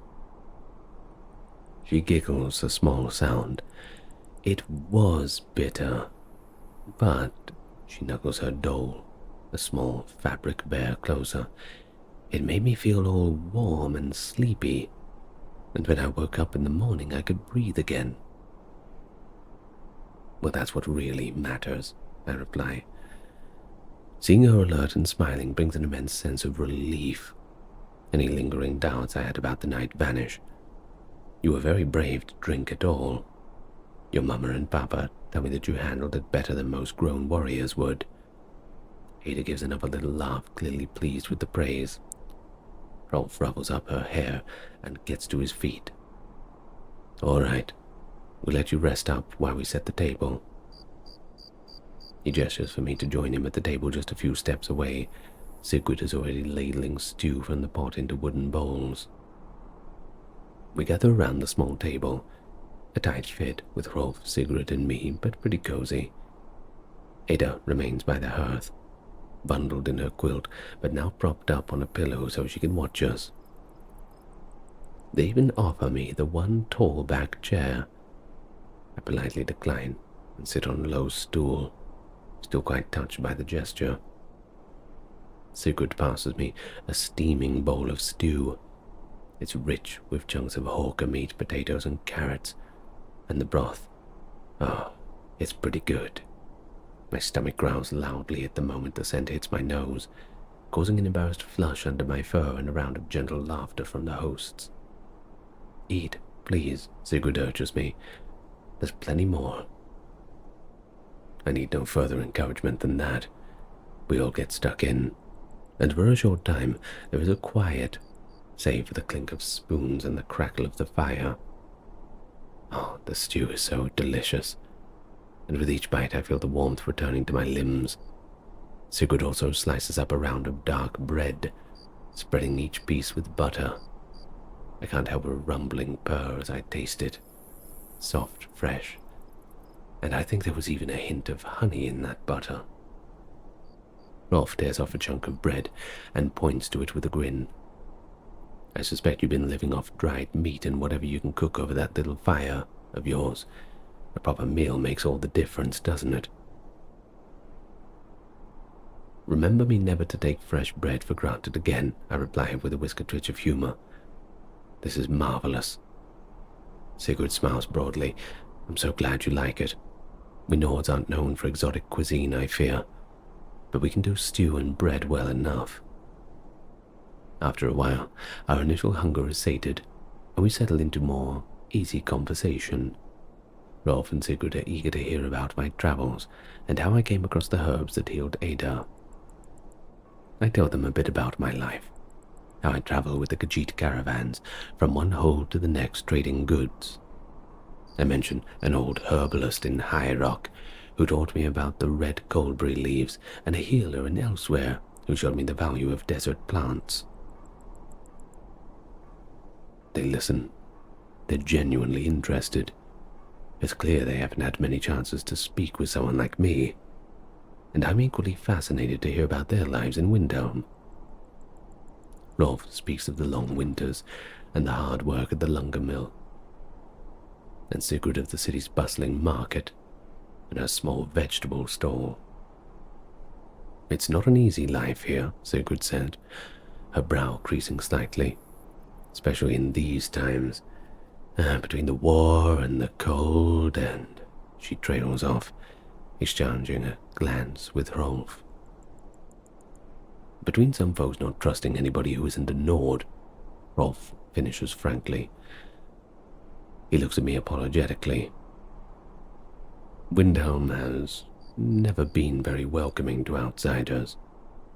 The Dunmer tolerate it because they have no choice. But the Khajiit, well, you know firsthand how people treat your caravan. I nod slowly. There's no point in denying that out of politeness. Many here eye me, as though I might rob them blind at any moment, I say softly. Truthfully, I came close to giving up on Windhelm altogether. If not for Ada's sake, I would likely have moved on today. Sigurd reaches across the table and places her hand over mine. I'm ashamed to admit, I paid attention to those ugly rumors too. When Rolf said he was fetching a Khajiit for help, part of me was afraid. She bites her lip, afraid you might extort us for a dreadful price, or it was just hopeless and we were wasting precious time. It all seems so foolish now. You showed us more mercy and generosity than some of our own kind would. The alchemist, he didn't even open the door. I turned my palm upward and squeezed her hand gently. You were a mother frightened for her child. There's no shame in fearing the unknown when so much is at stake. My voice lowers, earnest and a little aching. In my travels I have found ignorance and prejudice in many places. That is true. But I've also found people that are just people, each capable of kindness or cruelty. We all carry stories that others might not see at first glance. Rolf nods at that, eyes distant for a moment. Well, our story now includes a selfless Khajiit who gave freely to save our little girl's life. He gives a warm smile to me, and I intend to make sure that our neighbors hear that one. Maybe it'll thaw a few frozen hearts out here. A bashful purr hums in my throat at their praise. I only did what was right. In truth, I should feel thankful to all of you. Thankful to us. Sigrid looked at me, confused. I tried to find the words. You see, these last few days outside the gate, I've been very lonely. Last night when Rolf came to me, I finally had a purpose beyond selling trinkets. And this morning, being welcomed into your home, sharing your table. I paused, tail swishing slowly behind me. Well, you've given me a gift as well. A feeling of, well, belonging maybe. It means more than you know. Sigrid's eyes shine as she pats my hand once more before withdrawing, sensing emotion. Then I suppose we're all richer for what has happened, she said. Rolf raised his cup of hot tea. To Zurich, he says, who turned a night of fear into a morning of hope. Sigrid echoes and lifts her cup to Zurich. Even Hedda, from her spot by the fire, lifts a little wooden mug of water and beams. My ears tilt back in embarrassment, but I raise my own cup and smile. And to your family, I add, who had the courage to trust a stranger. Our cups clink, and we drink. The tea is simple peppermint, soothing and warm. I savor it, knowing I will recall this moment often in the cold camps to come. Before long, Ada's eyelids are drooping. She's still recovering after all. Sigrid scoops her up gently and tucks her back into bed for a proper rest.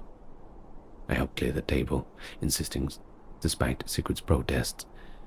She's done enough. It's the least I can do. We tidy up, and then it's time for me to be on my way. I have a camp to tend, and hopefully a day of trading ahead. Only now are some potential new customers once word spreads. Rolf, Sigrid, and even little Ada, wrapped snugly in a blanket and carried in her father's arms, accompany me back to the city gates to see me off.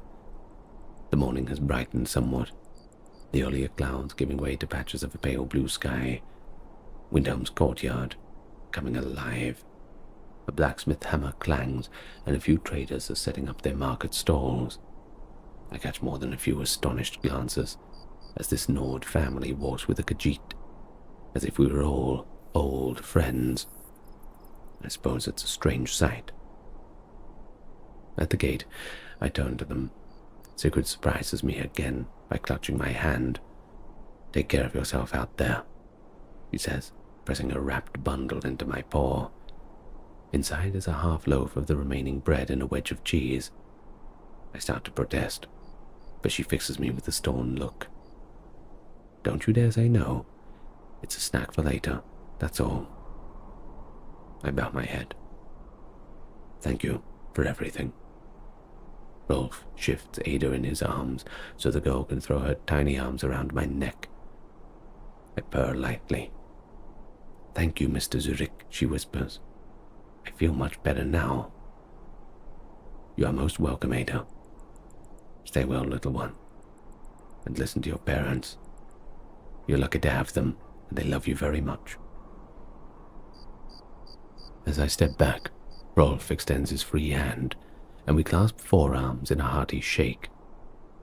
You have a place with here any time, he says. Don't be a stranger. If we don't see you in a few days, we might just come and find you to make sure you haven't frozen solid out there. I grin back at him, ears perking up at the thought. I'll hold on to that. Warm food, warmer company. Hard to resist. At last, with final farewells, I pass through the gate. The guards open it for me without fuss this time. Indeed, one of them gives me a curious nod. Rolf and Sigrid stand at the threshold, watching me go. God watch over you, friend, Rolf calls out. Feeling a deep happiness well within, I raise my hand and reply in the way of my people. May your road lead you to warm sands. Rolf pauses, and he calls back, Warm sands, Zurich, stumbling a little over the unfamiliar phrase, but filling it with genuine kindness. Sigrid echoes it, and young Ada sleepily raises a hand in parting. The gates behind me shut with a reverberating thud, but it no longer sounds like rejection. I stand there outside the walls, the crisp morning air nipping at my nose, and I feel hopeful.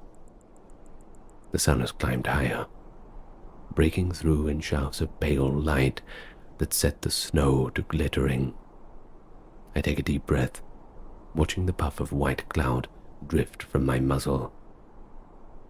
Just beyond the road, I spy an odd couple heading into the city, likely farmers bringing winter vegetables to the market. They give me a once-over. The Khajiit, who moments ago was escorted out by one of their own, and to my surprise, the man offers a polite nod. The woman even smiles a bit before continuing their journey. I dip my head in return, heart light. I make my way back to my little encampment. It's as much as I left it. The fire is smoldering low. My store blanketed in snow, tent flaps gently billowing. But something in the atmosphere feels changed. It's more welcoming, it's warmer. Perhaps it's just the glow of friendship and good fortune coloring my view. It's best not to question it. I feed the fire with some fresh wood and melt a pot of snow for water, humming softly as I do. My eyes drift to Windhelm's walls as I prepare for the day ahead. The old stone city doesn't seem as menacing now. I know there are at least a few kind souls within. I grin to myself, imagining the gossip that will spread too. The Khajiit trader who saved a little Nord girl's life. Perhaps when next I lay out my wares by the gate, more people will approach. Even if only out of curiosity, or to offer a thank you. It'll be a welcome change from the disdainful stares. I nibble on the bit of bread and cheese Sigrid gave me, purring in contentment. In all my travels, I've learned this can be a harsh land, both climate-wise and people. But I've also learned that beneath even the thickest ice, there can flow a current of compassion, just waiting for the chance to surface. Distrust and prejudice are not banished in a single dawn. Such things thaw as slowly as the rivers in spring. But one night's kindness has cracked the ice. In a city of cold hearts, one has begun to warm to me. Perhaps others will follow. Here in a frozen land, I found a small pocket of friendship. It's enough to kindle my spirit for the trials ahead. Fate sure is a curious thing. A desperate moment of need became a bridge between two very different souls. I wrap up in the cloak and whisper one last prayer for the day to come. Continued healing for Ada, blessings upon Hrolf and Sigrid, and for understanding to grow in the hearts of Windhelm's people. And then I stand, tail swaying in determination, and open up my stall for business with a hopeful heart. The memory of a little girl's life saved, and her parents' gratitude, keep me warmer than any fire in the cold days ahead. Warm sands, I think to myself, and muster a small smile. Yes, even here, in my mind and heart, warm sands forever.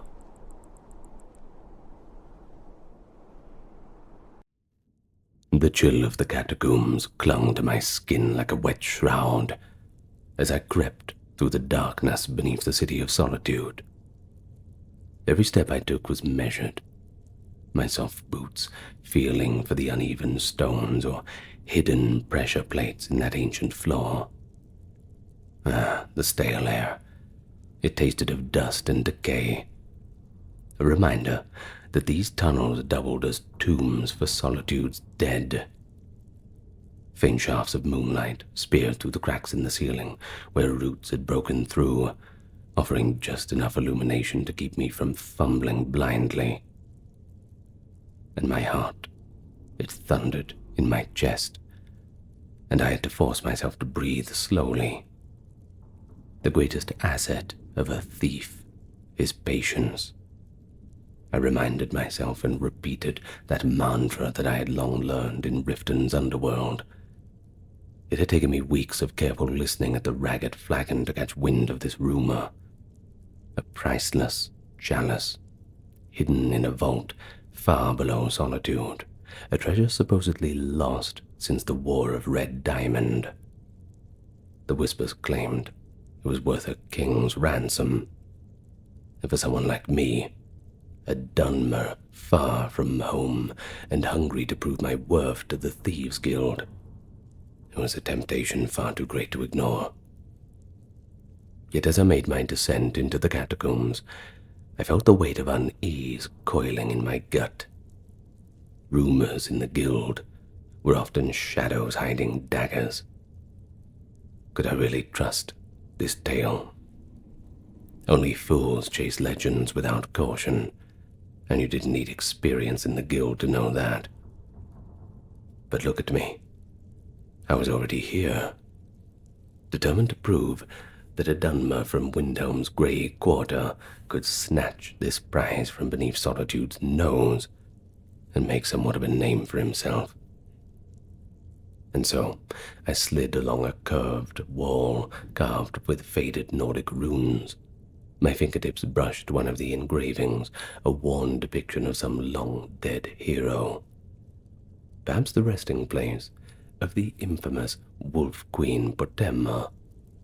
Who knows? But the thought made my nerves prickle. I silently begged Nocturnal for luck, for I traversed a sanctum of bones where even Arcade's blessings might falter. In the distance, somewhere deeper in the maze of vaults and halls, I heard the faint drip of water echoing like the ticks of a clock. And I wasn't sure how much time I had before dawn, but each minute down here felt like an eternity. Up ahead, the passage forked. To the left, a narrow stairway led further down into the gloom, toward the older burial vaults. To the right lay a corridor that seemed to slope upward again. I paused, one hand resting against the cold stone. My instincts tugged me left, towards the depths where any treasure would likely be hidden. But as I leaned forward to peer down the left stairwell, a sound froze me in place. It was the faint scrape of a boot on stone, the unmistakable scuff of someone trying and failing to remain silent. I pressed myself into the alcove at the fork, dousing the small hooded lantern I carried. Darkness enshrouded me. My eyes, adjusted to the dim, could just make out the outline of the corridor ahead. At first, I didn't see anything. Only blackness and the phantom shapes one imagines when staring too long into the shadow. But that sound came again, a gentle clink like metal upon metal, coming from the right-hand corridor. My breath caught. Had one of Solitude's guards ventured down here? That's unlikely. What kind of guard would be bored enough to come down to the catacomb at this hour? Maybe it was just a city sewer worker, or one of the priests of Arcade from the Hall of the Dead, performing some late rites. I didn't know. But whoever it was, they were not making much noise, but enough for a fellow sneak to notice. A flicker of amber light danced on the stone wall and then vanished. Someone had quickly shuttered a torch or lantern. If it was a guard, they wouldn't be trying to hide their light, and that meant that somebody else was down here, looking for something. Possibly the same thing I was. Slowly, I eased out of my alcove and headed down the narrow stairs, deeper into the catacomb. If another thief was here chasing the same prize, I had to move carefully, and perhaps use them to my advantage. Many a greedy burglar has sprinted into a trap, but it's better that they spring the jaws than I. The stairway descending into a low arched tunnel was lined with alcoves. Within each recess lay crumbling skeletons wrapped in molding burial linen. The smell of dust was thicker here, laced with the faint hint of rot that no amount of time could erase. I stepped gingerly, knees bent to lower my center of gravity, distributing my weight evenly in case the floor held any unwanted surprises. At one point, my boot nudged something. A broken arrow shaft lying on the stones. I knelt to inspect it. Its tip was nowhere to be seen, but a dark stain of fresh blood marred the wood. My jaw tightened. The blood was fresh, so fresh that it glistened in my lantern's faint light. Someone ahead of me had already triggered a trap, and they had bled for it, likely within the last few minutes, and judging by the lack of a corpse, they were still moving. Was it the same person I'd heard moments ago? Or yet another prowler in these depths? The possibility of multiple rivals slithered into my mind. Was this an open secret now? The tale of the chalice? If so, I cursed my luck, but speculation wouldn't keep me alive down here. I set the broken arrow aside and pressed on, eyes scanning the walls and floor for any sign of further traps, or for the one who had triggered the last. The tunnel opened into a broader vault, a circular crypt with a high ceiling lost in shadow. Stone biers stood like silent sentinels around the chamber's edge, each holding a coffin. I slid along the wall, keeping to the darkness, ears straining for any hint of the other trespasser. My fingers brushed the hilt of my dagger. If I found them, I couldn't be sure what they would do, and in the thieves' world, a stranger in the dark might greet you with steel before words. A faint shuffle sounded from behind one of the biers across the room. I narrowed my eyes, discerning a hunched silhouette beside a coffin, nearly blending with the gloom. Whoever it was, they were trying to stay hidden, perhaps nursing their wounds. The blood on the arrow had told me they might be hurt, and of course, that means that I have the advantage. Keeping my blade low and ready, I ghosted forward. My soft steps made barely a whisper against the stone. Closer. I could make out the curve of a leather pauldron on the figure's shoulder, the glint of a steel dagger in hand. They hadn't noticed me. Their posture was tense, but the head was turned toward the tunnel I'd come from, almost as if expecting something to come from that direction. They didn't see me approaching from their flank in the darkness, and in one heartbeat I closed the gap. I lunged, hooking my arm around the stranger's neck while pressing the point of my dagger against their back.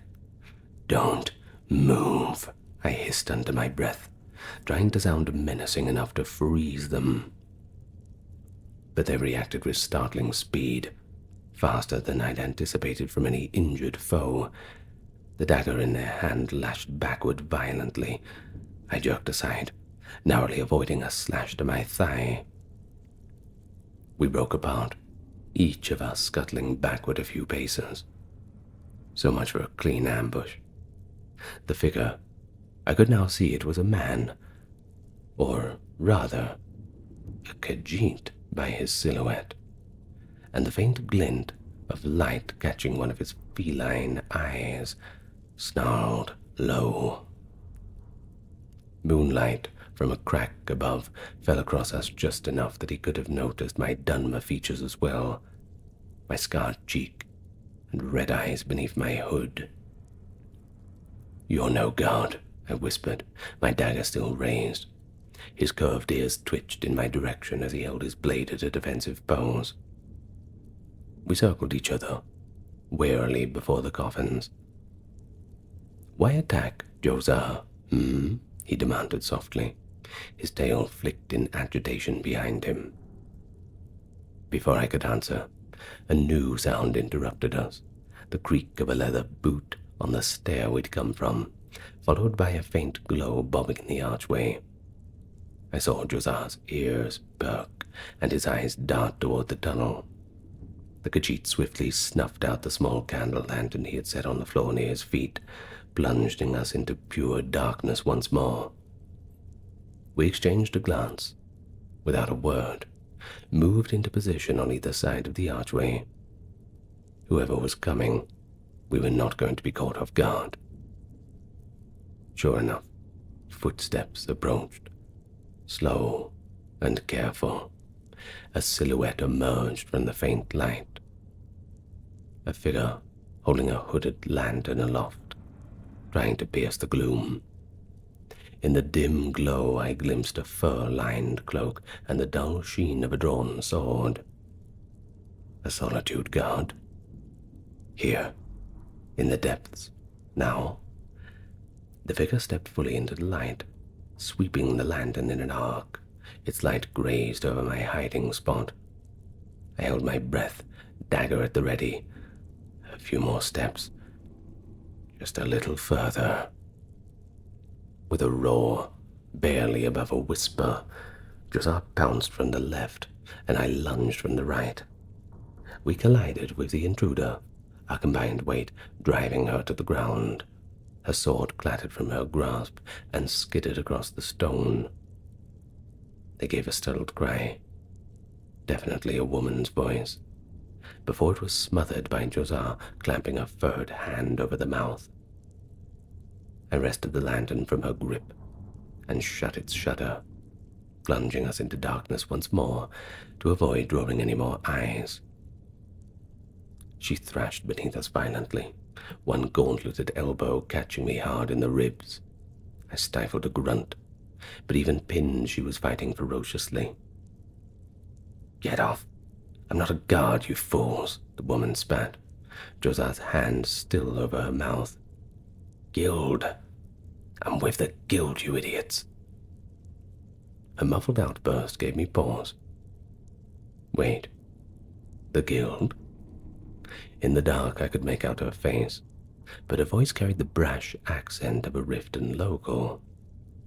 A sick realization dawned on me. We had just ambushed another thief from her own fold. I tapped Josar's arm. "Let her speak," I whispered.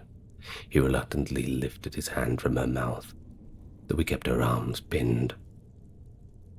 "Get off me," the woman hissed, more clearly now, "unless you want the whole city to hear." There was a mixture of anger and pain in her tone. I shifted my weight from her and motioned for Josar to do the same. We rose, and she scrambled to her feet, breathing hard. I heard her swipe up her fallen sword, and then a moment of tense silence as we stood there, 3 shadows caught in a snare of our own making. Cautiously, I opened the lantern's shutter a sliver. A thin beam of light revealed the woman's face at last, angular and smudged with dirt from our scuffle. A blonde braid, half loose around her fur-lined collar. Recognition flickered in my mind. Yes, I'd seen her. At least once or twice at the Ragged Flagon back in Riften. She was indeed a guild thief, and at that one with a reputation for bold action. Her eyes, a piercing green, glared at us both. "I remember you," I said carefully, keeping my dagger lowered. "You drink at the Flagon, don't you?" "Yeah, you're one of us." She gave a curt nod, sheathing her sword at her hip. "And I remember you," she replied in a clipped tone. "The Dunmer always sits in the corner, just watching." We never spoke, but yes, I'm in the guild. Her eyes flicked to Josar and narrowed. Him, though.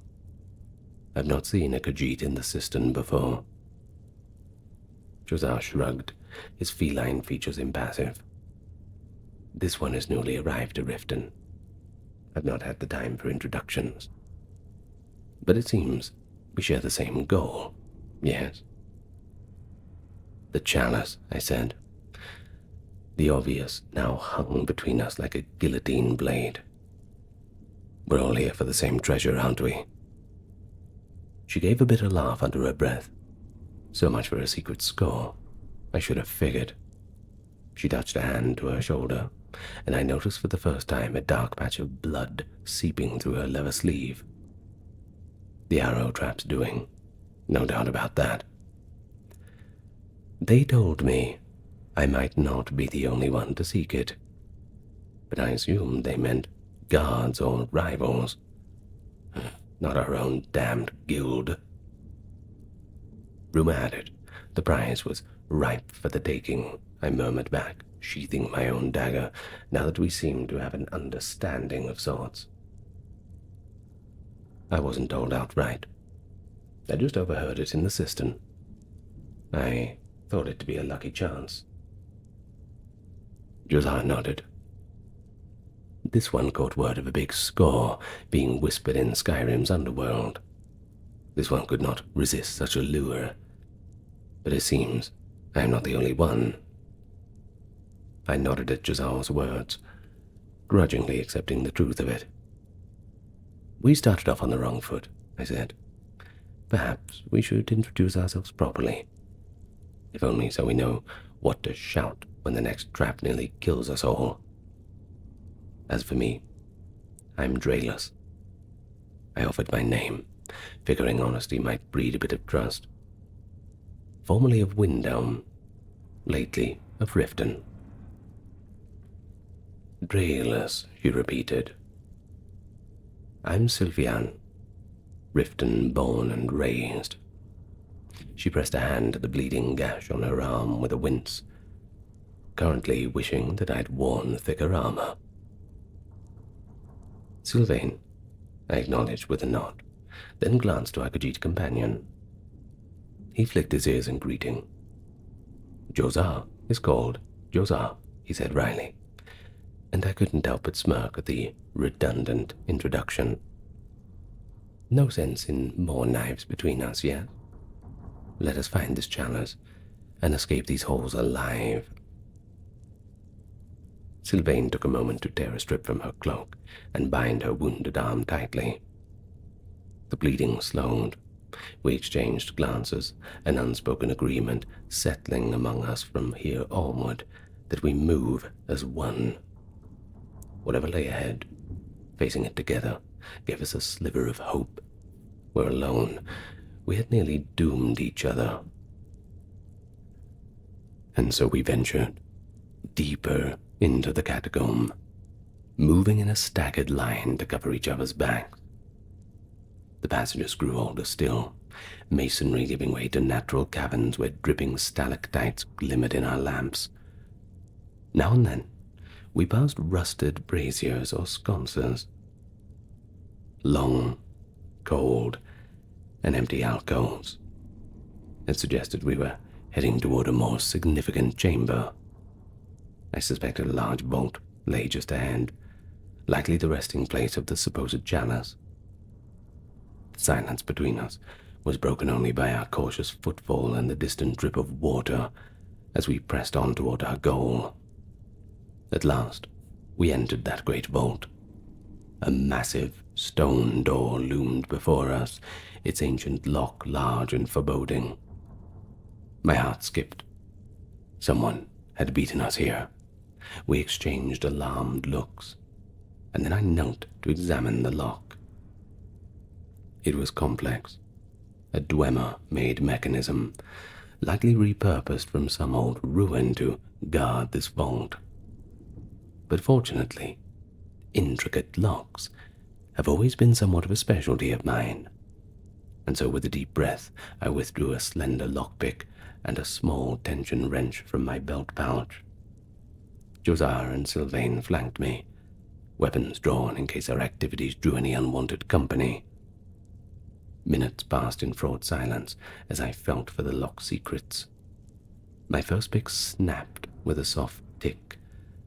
I muttered a curse and forced myself to focus. Another pick, a gentle twist. There, the final tumber yielded with a satisfying crack. I carefully pushed the heavy door and swung inward on creaking hinges. We slipped inside the vault and pulled the door shut behind us. Sylvain held up the lantern, unveiling the chamber. It was a wide, circular room, ringed with marble pillars. At its center stood a pedestal of polished black stone, and my heart began to pound with anticipation. Resting atop that pedestal, I expected to see the fabled chalice glittering with gems. But the pedestal was empty. For a long moment, none of us moved. The lantern's light flickered over the bare stone. There was no treasure, no gilded cup encrusted with rubies, only a scuffed spot in the dust, where something might have sat long, long ago. A cold understanding washed over me like a grave chill. We'd risked it all for nothing. No, it has to be here, Sylvain whispered, her voice tinged with desperation. She limped forward, shoving the lantern into my hands to free her uninjured arm.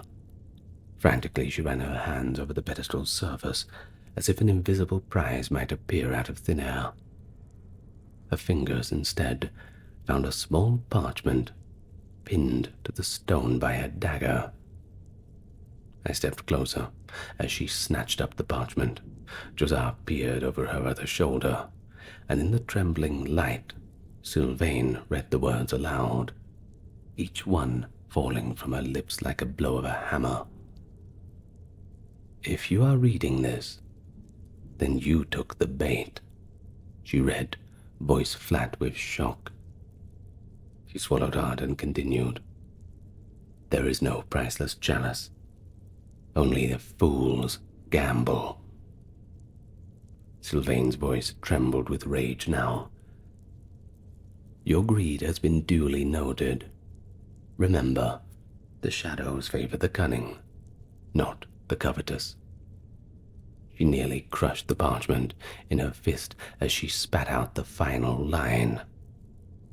"Sincerely, the Thieves' Guild Guildmaster." Sylvain's face had gone pale with fury. "Those bastards," she growled, crumpling the note and hurling it to the floor. "They used us as pawns. Nearly got us killed for some damn lesson. Some game." She kicked the base of the pedestal with a scream of frustration, the sound ringing off the old marble walls. But before we could calm her, a distant shout answered. A real one this time, from outside the vault.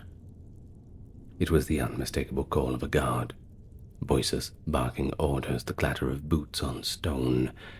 The Solitude guards had heard the ruckus, and they were on their way. Josiah hissed, "Guards," his ears flattening. Although we could already see the beam of a lantern outside through the cracks of the door, they would be at the threshold in moments. My mind raced. We were exhausted, and to fight against heavily armed soldiers in these close quarters, well, we may as well just drop weapons now. I scanned the vault desperately for another way out. The Guildmaster had to have gotten in to leave that note. There must be a secret exit. "Help me look," I whispered urgently. Josiah's nostrils flared and he pointed towards the back of the vault. "There's moving air here." Together we hurried to the back wall, feeling for any crevice or loose stone. Sylvain's fingers, driven by adrenaline, finally found a gap. "Here," she exclaimed under her breath. She jammed the Guildmaster's discarded dagger into the seam and levered with all her strength. With a grind of ancient hinges, a section of the wall popped open, a hidden door, revealing a narrow passage beyond. Behind us, the vault's main door shuddered. The guards were trying to push in, but the heavy door, now re-locked from the inside, managed to hold for a moment, but it wouldn't hold for long. We slipped one by one into the secret passage, closing the panel behind us just as we heard the vault door begin to give way. Plunged into darkness, the narrow tunnel barely wide enough to squeeze through. I led the way now, one hand braced on the damp wall, the other gripping my dagger in case we ran into any surprises. But the air, it seemed to be fresher here, and it carried the briny tang of the sea.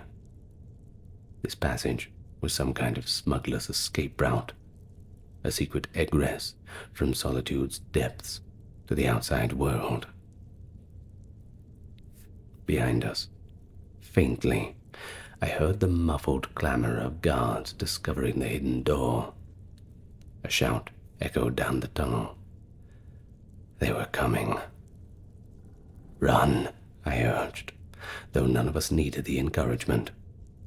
We stumbled and sprinted through the winding passage as it sloped upwards, the promise of freedom drawing upon us. At last, a pale glimmer of the night appeared ahead. The tunnel opened into the side of a rocky hill on the outskirts of Solitude. A rusty iron grate barred the exit, but its lock was long broken.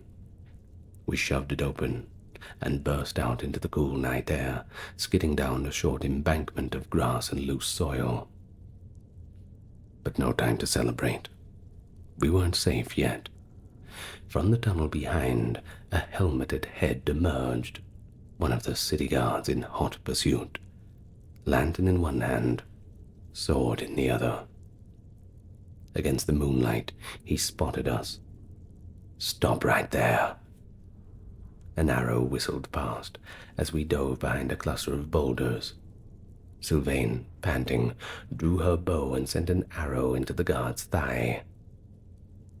He howled and stumbled back into the tunnel. A few precious seconds we were glad to have. "Go, go," I urged.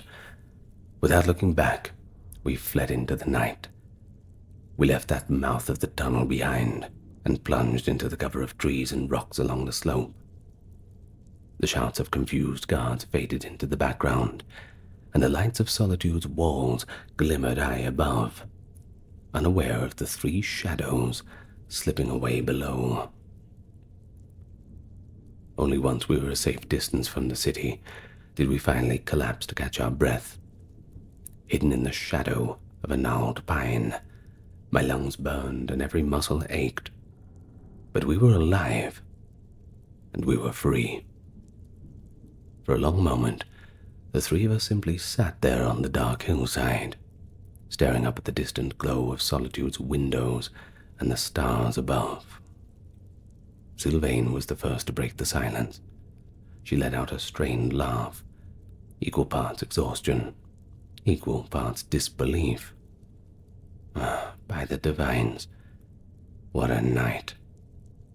She glanced at me and Josiah, shaking her head.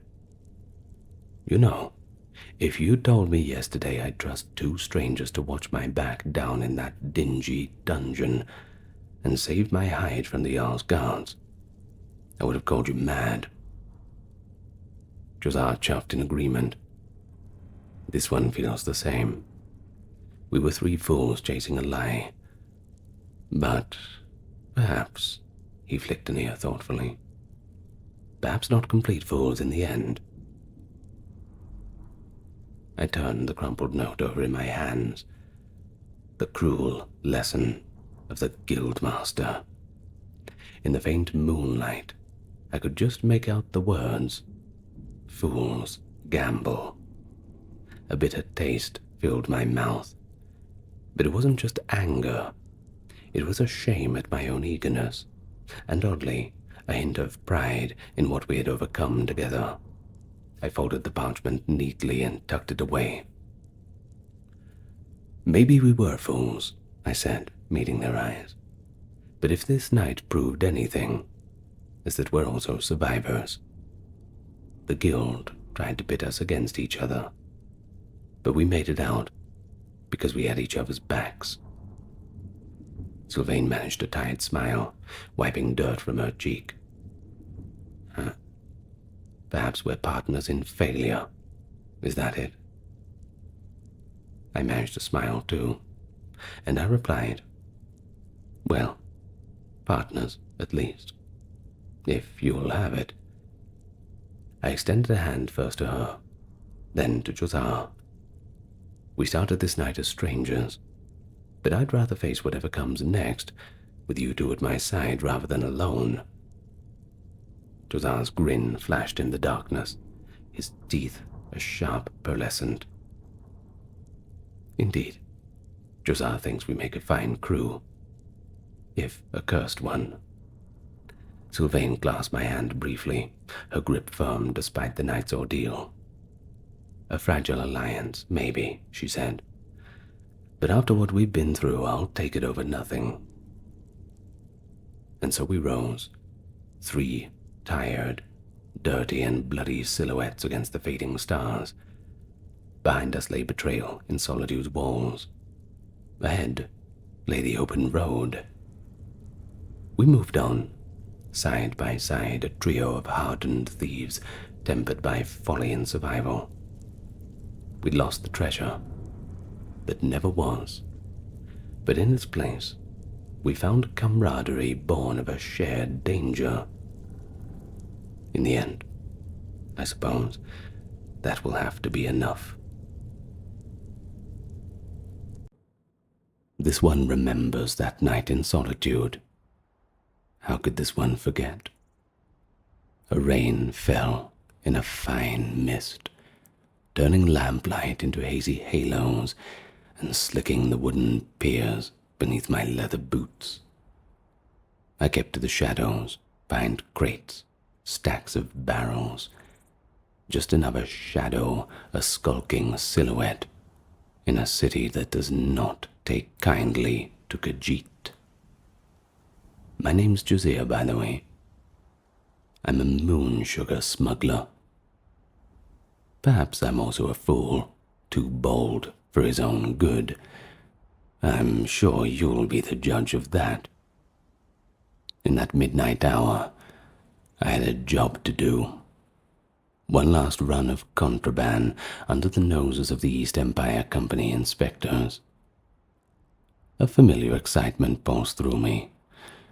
I must admit, I liked the work, but it was tempered by a hint of dread, the thrill of danger, of my trade intertwined with the fun of it all. Above me, Solitude loomed on its high cliff, the faint glow of lanterns from its mighty walls peeking through the rain. The city's grandness never did extend to its docks at night. It was here only smugglers, sailors, and rats kept company.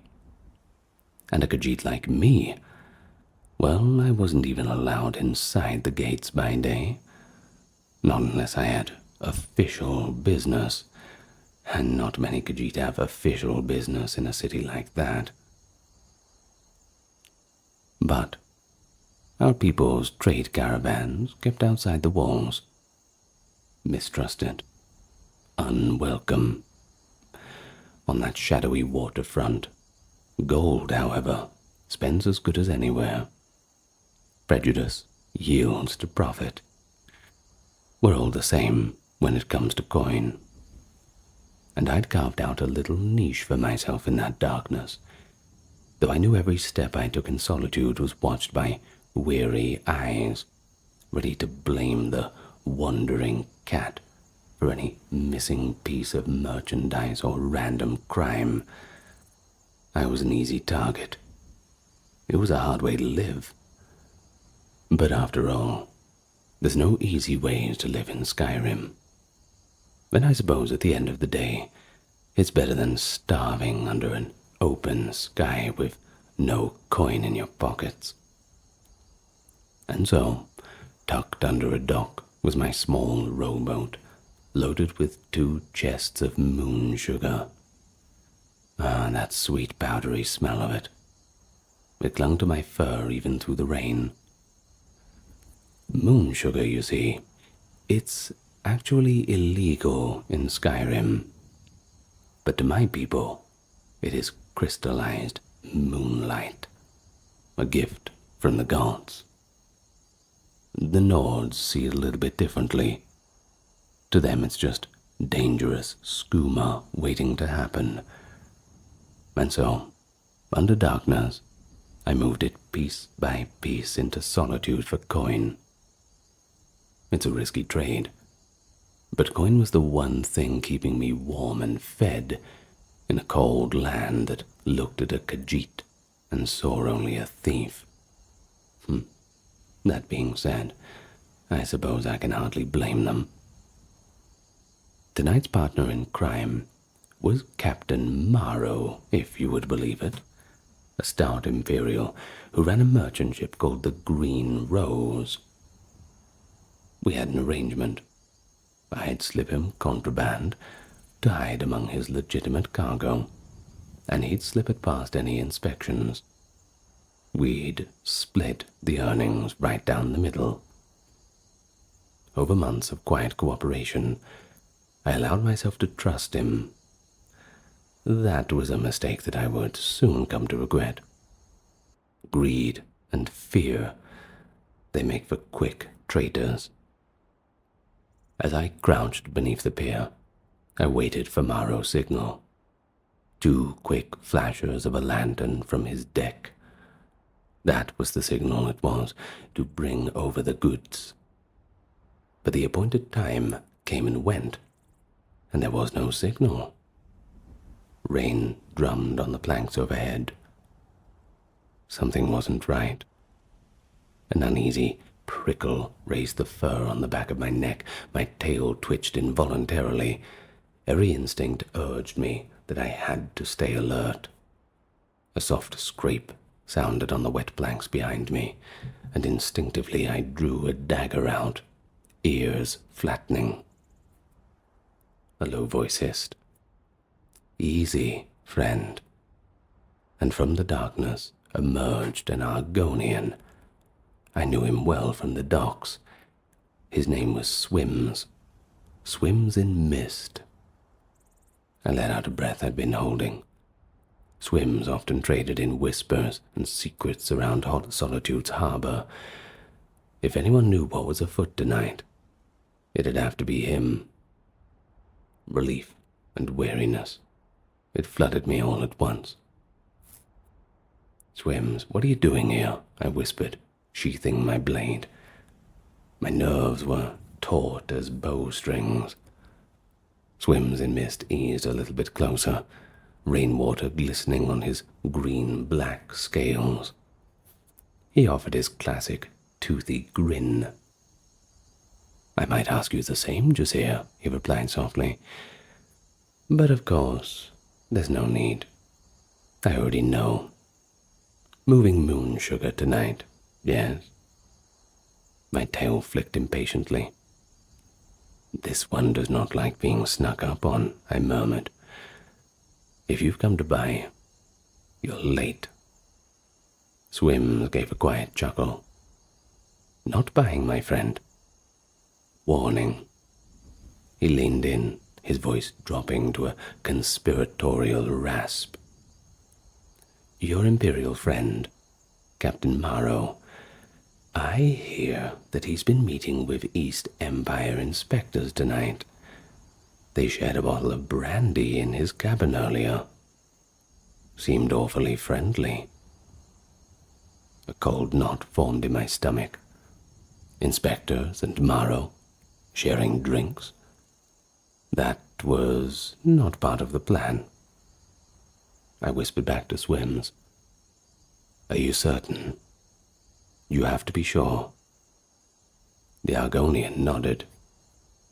"I saw it with my own eyes, friend, and those inspectors left looking quite satisfied, like wolves who found a rabbit." His amber eyes locked on mine. I smell a betrayal in the wind, my friend. You better watch your back. Anger and anxiety twisted inside me. If what Swims implied was true, Captain Morrow had sold me out. We'd been working together for months, and now he might hand me over to save his own skin. My claws silently unsheathed, scraping the pier's wood. If this is true, then why warn me? I asked, searching Swim's expression. I wasn't sure what part he had to play in all this, but if I know Argonians well enough, it had to be some benefit to him to let me know. He shrugged, the frills at his neck rippling. Maybe I don't like a cheat, and maybe I don't want to see my friend's head on a pike in front of the city gates. His tone was light, but there was an earnestness about it. Above us, out on the bay, a lantern on the green rose suddenly blinked twice. The signal. Finally. It was time for me to move. I glanced from the distant ship to my Argonian friend. I have to go, Swims, I muttered. If I failed to show the signal, Morrow would know something was wrong. And if this was a trap, I'd rather spring it on my own terms. Swims in Mist seized my shoulder with his clawed hand. Be careful, Josiah. Trust your instincts, yes? If things go bad, get out of there. I'll be waiting by the old boathouse down shore. I nodded, my nerves thrumming. With no more time to spare, I pushed off in my rowboat, leaving the shadow of the pier and rowing towards the green rose. The rain fell harder now, a curtain of silver that blurred the world. As I neared the ship, I whispered a quick prayer to any gods listening. Divines, let the night not end in blood. A rope ladder unfurled over the side of Morrow's galleon. I secured my cargo and climbed aboard, water streaming off my cloak. The deck was dim. Only a couple of hooded lanterns burned, their light dancing on slick wood. A few of Morrow's crew stood by too, hands resting casually on belaying pins or cutlasses. My senses, honed by years of danger, picked up the tension in the air. The air was certainly charged with a strange expectation. Captain Morrow emerged from the shadows near the mast. He looked every bit the seasoned sailor turned smuggler, broad-shouldered, confident, with the rain pelting off his oil-skin coat. A broad grin split his weathered face beneath his tricorn hat. "Josiah, my friend," he greeted in a low and jovial tone. "Wet night for business, isn't it, eh?" "Rain is good luck for Khajiit," I lied lightly, forcing a smile. My keen eyes swept the deck. No sign of inspectors or guards yet. Perhaps Swim's warning was wrong. Or perhaps the hammer was yet to fall. Two sailors hefted my moon sugar crates onto the deck. Morrow watched them, then turned to me. "Let's get out of this weather. We'll settle up in my cabin." He led the way across the deck. I followed, every muscle tight. Inside the cramped captain's cabin, a single lantern cast flickering light over charts and ledgers scattered over a desk. The air inside was thick with the scent of damp wood and lamp oil. A single candle guttering on a wall sconce. Morrow poured 2 cups of Colovian brandy from a half-empty bottle. The same bottle I suspected that he'd shared with those inspectors. "To a successful partnership," Morrow said, raising his cup. I didn't drink. Rainwater dripped from my ears onto the floorboard. "How about my payment?" "Captain," I asked carefully, "this night's been long. I wanted to conclude our deal quickly and leave if I could." Marrow pulled a leather coin pouch from his desk drawer and tossed it to me. It hit my palm with an unexpected weight. I loosened the drawstring and glimpsed inside a generous pile of gold, even a few glittering gems. This was far more than my usual cut. Strange. "That is generous of you, Marrow," I said softly, suspicion coiling in my gut. My heart sank, even as the weight of it tugged at my paw. The Imperial gave a broad and toothy smile. "Think of it as a bonus, Josiah, for being such a reliable associate. Perhaps time for you to take a well-deserved vacation, hmm?" Something in his tone made the fur on my arm stand up. A well-deserved vacation. A polite way to say our business is over, surely. I cinched the coin pouch closed with a nod of thanks, and my eyes flicked at the door. But before I could step away, a thunder of heavy boots sounded on deck above, and a gruff voice shouted, "By order of the Jarl, no one move." Spike of panic shot through me, and my heart lurched. Through the cabin walls I heard men yelling and the ringing of steel. The guards were here, and they were here in numbers. The trap was sprung. Marrow moved with alarming speed. He yanked the cabin door open and shoved me forward.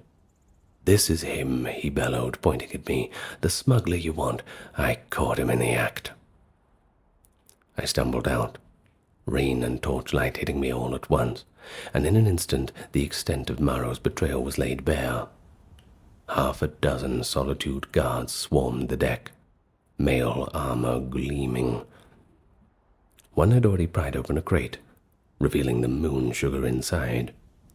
A stocky Nord sergeant fixed his eyes on me and snarled, "Seize that cat." 2 guards lunged. I twisted away, a sword slashing air beside my cheek. My survival instincts roared to life, and I bolted across the slick deck, claws scrabbling for purchase. A guard grabbed for my cloak, but I slipped free, shrugging out of the drenched fabric. Marrow shouted, "Stop him," playing the righteous captain. I spared him a single furious glance, his face a mask of feigned outrage. Anger flared hot inside me. I was not going to become his scapegoat. With a running leap, I vaulted onto the ship's railing and dived over the side into the black waters below. Oh, the cold sea of ghosts. It hit me like a wall of knives.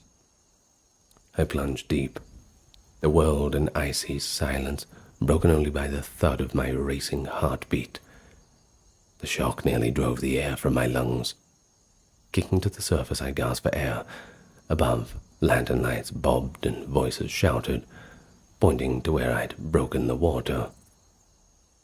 An arrow whizzed past, splashing a few arms' lengths away. I sucked in a breath and dove again, just as a second arrow sliced into the waves where my head had been. Underwater, I swam blindly away from the ship, legs burning with each frantic kick, and my mind roared with equal panic. I refused to die here. No, I won't die like this. At last, lungs screaming for relief, I broke the surface near the barnacle-crusted pilings of Solitude's docks. I clung to a wooden support, coughing quietly. The rain had slowed to a drizzle now. Through a grey veil I heard confusion, the guards shouting. I was lost in dark water. Someone calling for lanterns and boats. Moving as silently as I could, I climbed a ladder onto the quiet section of the dock away from the commotion. Every part of me trembled from cold and shock, but I forced myself to keep moving. I had to keep moving. I had to disappear into Solitude's underbelly before they organized a thorough search. I bit back the chatter of my teeth and forced myself to focus. Keeping low, I slipped into a narrow alley between a warehouse and a storage shed. My feet found puddles and loose stones, but I crept swiftly, ears straining for any pursuit. I thought I'd gained a moment's respite, until a silhouette stepped from the shadows ahead, blocking my path. I nearly drew my dagger, but the figure held up empty hands. A woman's voice whispered, "Easy now." The hood fell back slightly, revealing a pale face with wet blonde hair and keen blue eyes glinting with intrigue even in that dim light. At an instant, recognition clicked. I knew that face, not just from whispers, but from wanted posters. It was Vex, a prominent thief of the Riften Guild. But she was here in Solitude, of all places. She hissed at me. "What are you staring at, cat?" Behind me, I could hear boots on planks. A guard patrol was approaching the mouth of the alley. With a swift motion, Vex grabbed my sleeve and pulled me through a side door into the warehouse. We shut it, just as torchlight flooded the alley outside. My heart thumped. Through a crack in the boards, we watched two guards jog past. After a few breaths, Vex gave me a once-over. Raising an eyebrow, she whispered dryly, "You've made quite a mess of it out there tonight, haven't you?" I managed a shaky grin. "I'll admit it's been a complicated evening." She smirked back at me in reply. "I saw you dive off that ship like a frightened goat. Gutsy. Stupid, but gutsy." From the distant shout, it sounded as though the guards were spreading their search further along the docks. We didn't have long. "Why help me?" Vex shrugged. "Maybe I hate sharing the city with East Empire goons. Maybe I'm just in a generous mood." She cracked the door and peeked out. The immediate area was clear. "Move. Here's your opening. Get out of Solitude as quick as you can." I gave her a grateful and bewildered look. "Thank you," I stammered softly. "I won't forget this." Vex smirked and gave me a light shove toward the door. "See that you don't, and don't make me regret it." I nodded and slipped out into that misty night once more. But before I left, Vex caught my arm and pressed a small engraved token into my palm. It was a coin, marked with the Thieves' Guild insignia. "Find us in Riften if you want some real work," she added, "and try not to get yourself killed before then." With that, she vanished into the dark. Clutching that guild token, I took a winding route through Solitude's wharfs until I reached a secluded cove beyond the main docks. The first pale hint of dawn was lighting in the east, turning the drizzling mist into a glowing haze, and in the cove, tied to a half-sunken post, was a little rowboat. A lantern by the shore glinted off a pair of familiar eyes. Swims in mist. He was waiting, just as promised. I splashed onto the pebbled shore, exhausted, soaked and shivering. The Argonian hurried to my side. "Jazia, thank the tides." He grasped my shoulder, steadying me. "For a time I thought you were fish food."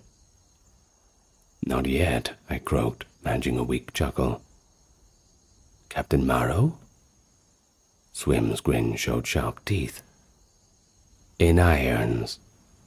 "That's right, they found more than moon sugar in his hold. Weapons, documents, all sorts of bad things. Likely arms intended for the Stormcloak rebels, if I had to wager. The guards dragged him off, kicking and screaming about his innocence. Swims in Mist paused, eyes glimmering.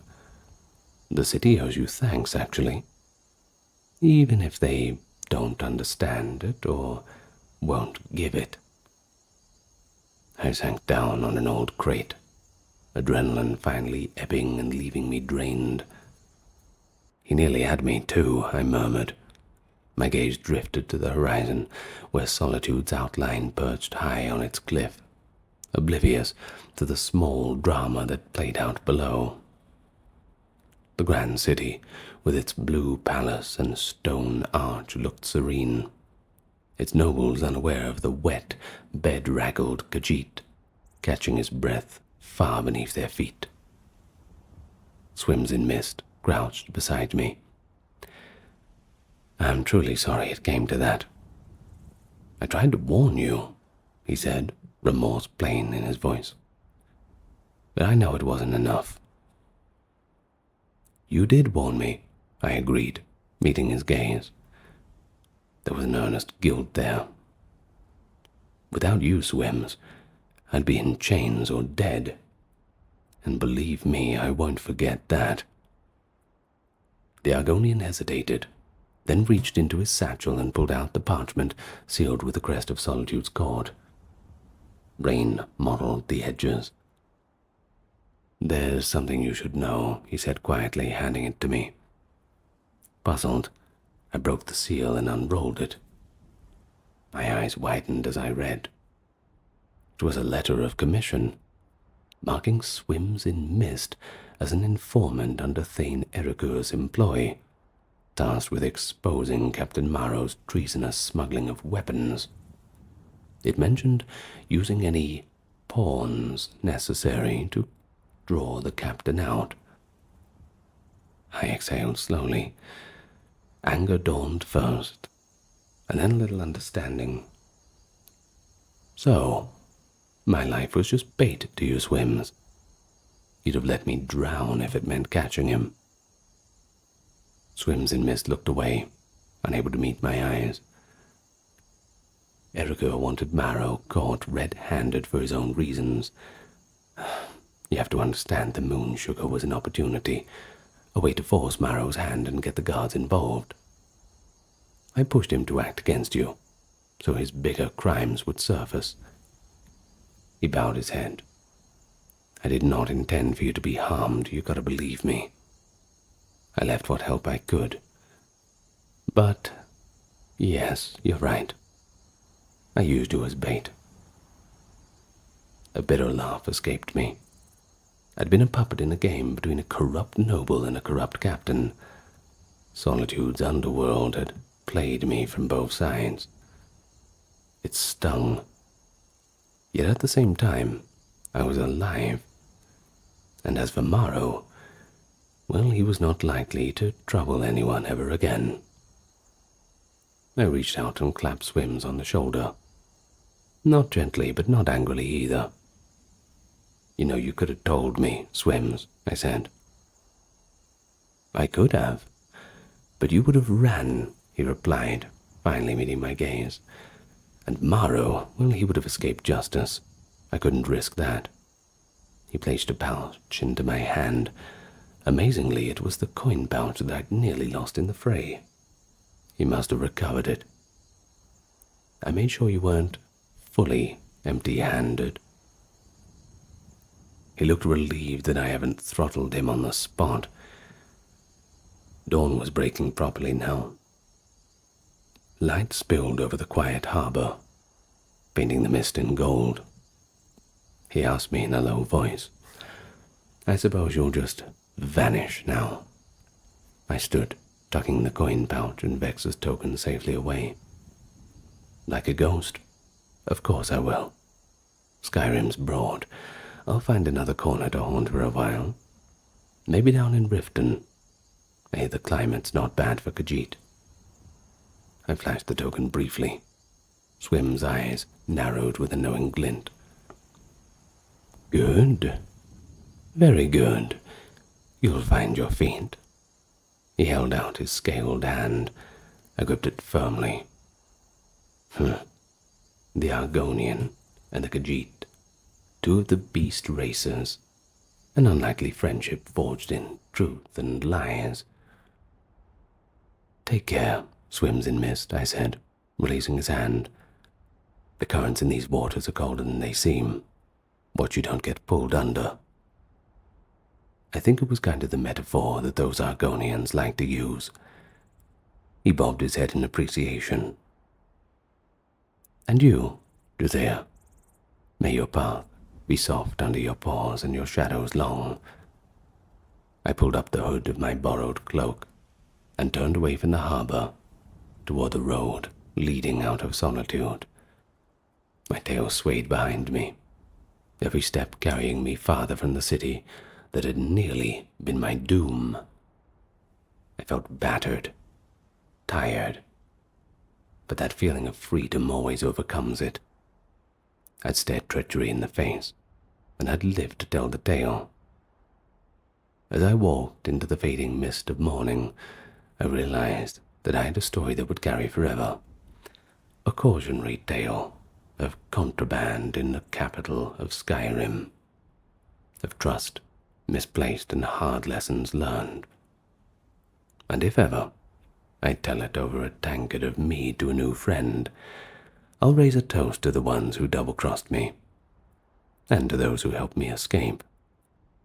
After all, I'm sure you'll agree in the shadows of Skyrim, we only survive by the grace of a few secret mercies and our own wit.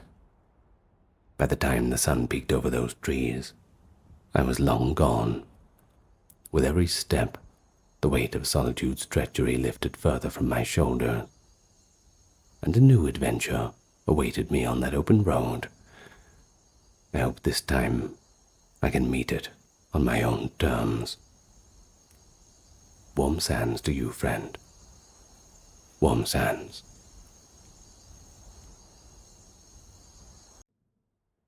Riften. It crouches on the eastern end of Lake Honrick, like a predator in the misty dawn. Wooden piers creak over dark water, and the smell of fish, mildew, and stale mead clings to every soaked beam. Everyone in Riften knows who truly pulls the strings. And to survive here, you've got to bow to Maven's rules, or be broken by them. I learned that truth pretty early. But hunger, it has a way of silencing caution. My tail swished anxiously behind me as I slipped through Riften's marketplace at twilight. A drizzle had dampened the square, and lanterns struggled to push back the encroaching fog. Perfect cover. Ears pricked forward, I listened to the murmur of the merchants closing up their stalls and shuffling steps of the evening crowd. My empty stomach clenched. Just a coin or two, I promised myself. Enough for a decent meal. Maybe even a bed at the inn. I padded between stalls, keeping to the shadows. Nords didn't trust my kind. But in Riften, suspicion was simply the norm for everybody. Many poor souls here were thieves themselves, whether guild or freelance, lurking in alleys and along the canal catwalks to prey on the unwary. Tonight, I intended to be the predator, not the prey. I spotted a fat coin pouch dangling from the belt of a tall man in a dark cloak browsing a jewelry stand. He carried himself with an ease of arrogance, too relaxed. Maybe a mercenary, or a well-heeled traveler. Either way, that purse was invitingly full. I took a quick glance around to make sure no guards were watching. The jewelry vendor was distracted, haggling with another customer over a bauble. The cloaked man's attention drifted as he examined a silver necklace, and my whiskers twitched with anticipation. In one fluid motion, silent as a shadow, I slunk forward and deftly sliced the strings of his coin purse with a claw.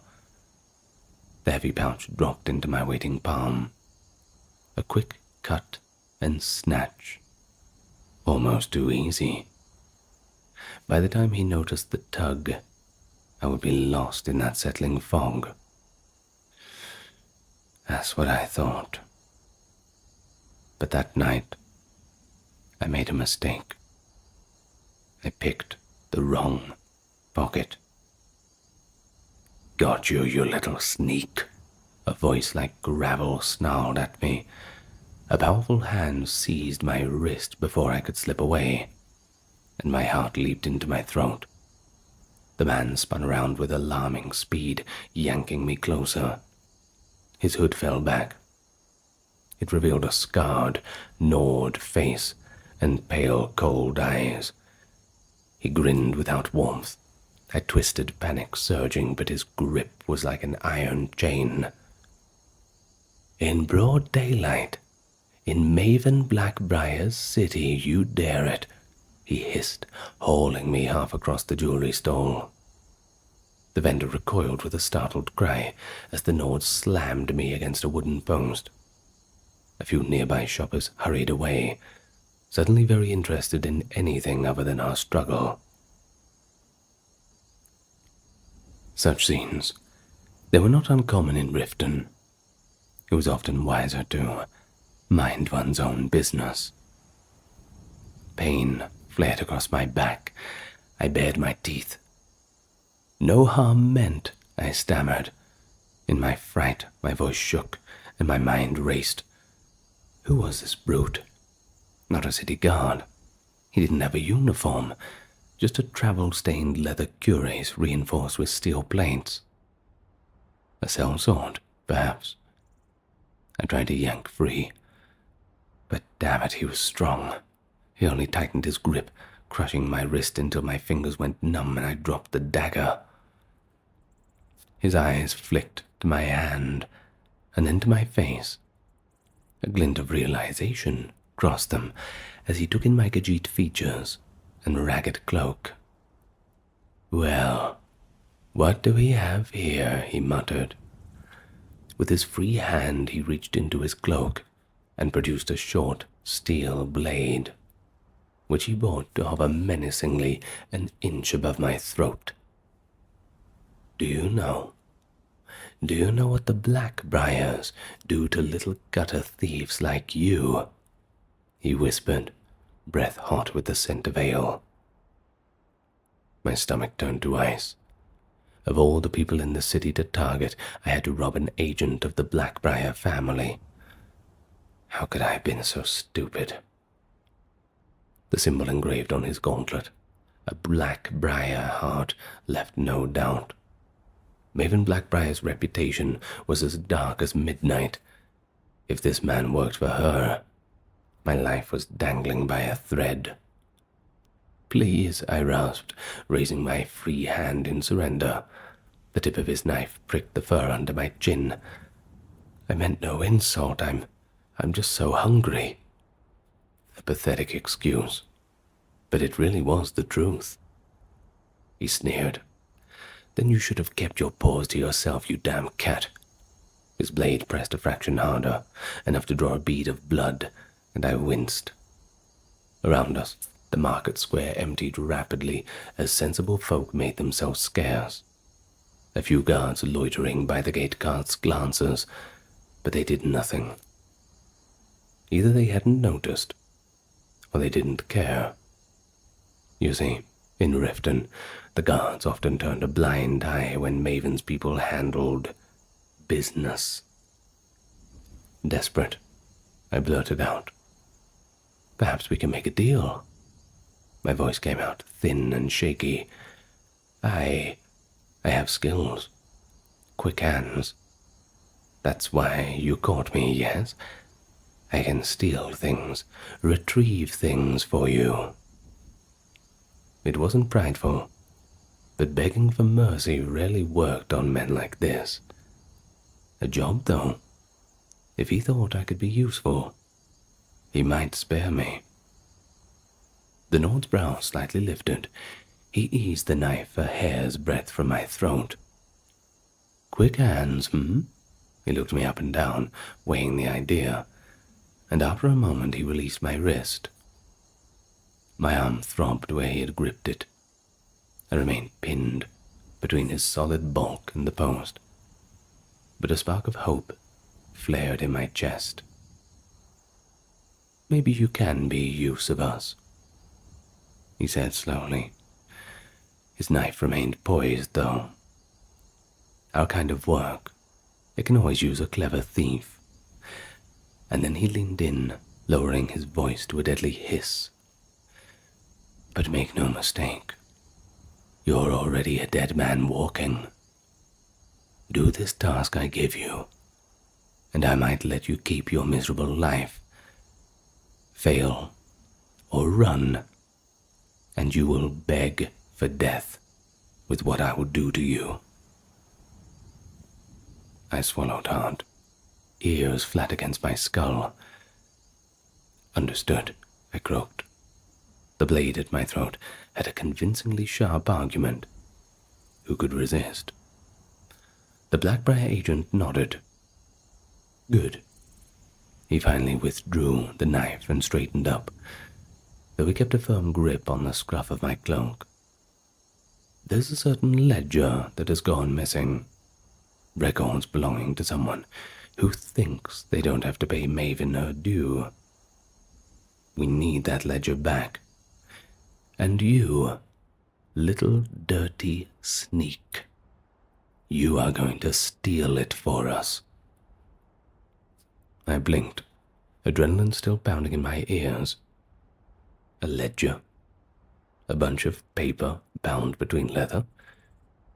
Not what I expected. Whose ledger? Where is it? I asked carefully. He replied, An Argonian dock worker's been running skooma under Maven's nose. Damn addicts. He's doing it out of the warehouse on the waterfront. The fool thinks he can siphon coin from Blackbriar shipments. He keeps a ledger of his deals, routes, clients, payments. We want it. And we want it tonight. My stomach twisted. Skooma smuggling. The Argonian in question must either be very bold or very ignorant of Riften's pecking order. Probably both. I ventured a reply. And if I do this, we're even. The Nord bared his teeth in something like a smile. Do it, and you'll get to walk away alive. Simple as that. There may even be some coin in it for you. Consider it payment for services. After all, cats have to eat too. Go buy yourself a jug of milk. He released my cloak and stepped back, though his icy gaze never left me. Listen, if you even think about double-crossing us, he tapped the flat of his knife against my cheek. I'll turn you into a pelt. Do you understand? I understand, I said quickly, ears burning with fear and humiliation. So much for an easy score. One moment of bad luck, and now I was indentured to the Blackbriars, forced to do a job likely more dangerous than the one that got me into this mess in the first place. The agent cast a look around. A few curious eyes still lingered nearby. To them, it appeared we were simply having a spirited conversation. He raised his voice, and for the benefit, said, The Blackbriars don't tolerate thieves in our city. Next time, remember that.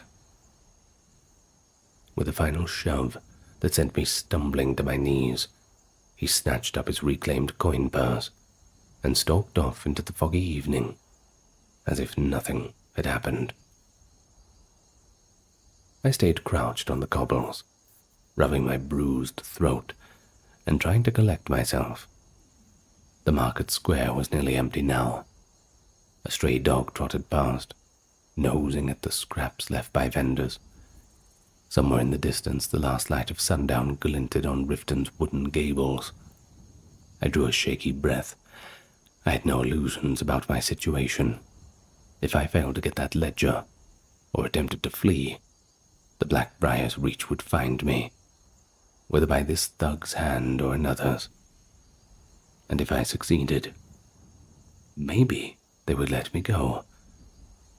Or perhaps they'd decide a dead thief is the best way to keep a secret. Either way, my only path was forward. I gathered my fallen dagger and sheath, and then slipped away into the growing darkness to prepare. The warehouse by the docks would be quiet by midnight. I would need every ounce of stealth and cunning I possessed to survive what would come next. I slipped down into Riften's canal underbelly and pried open an iron grate leading to the ratway. At once, I was enveloped in gloom. The tunnel beyond was nearly pitch black, smelling of decay and stagnant water. Only the desperate or the dangerous dared roam these passages. In the distance I heard the scurry of skeevers and the echo of dripping water.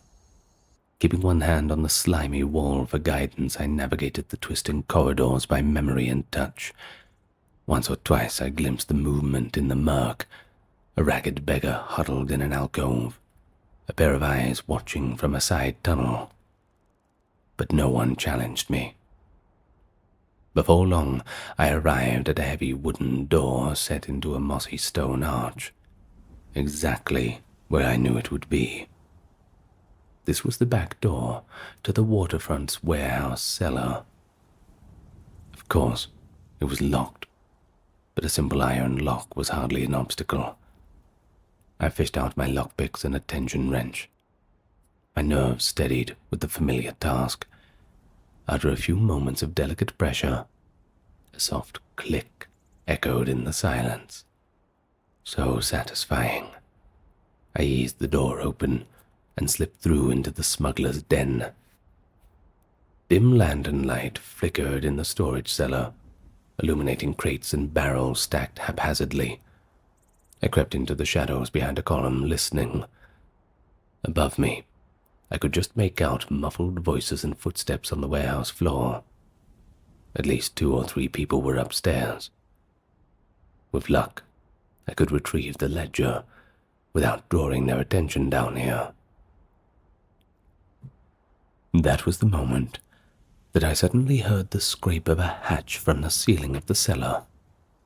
Light pulled as the square trapdoor swung downward.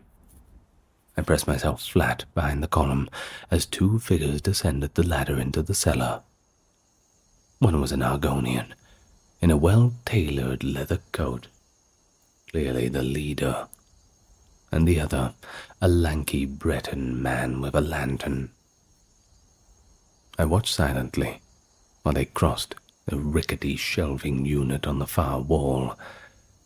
The Argonian hissed, "Over here," and together they heaved the shelf aside, revealing a strong box hidden behind it. My ears perked forward. That must be where the ledger is kept. The Breton produced a key and unlocked the strong box, withdrawing a thick, bound book. And he handed the ledger to the Argonian respectfully. The Argonian flipped through a few pages, his scaly lips curling into a satisfied smile. "Good," I heard him say. "Everything is here. We'll move this to a safer place before the Blackbriars catch wind." He thrust the ledger back at the Breton. "Stash it in the tunnel vault. I'll fetch a satchel for it."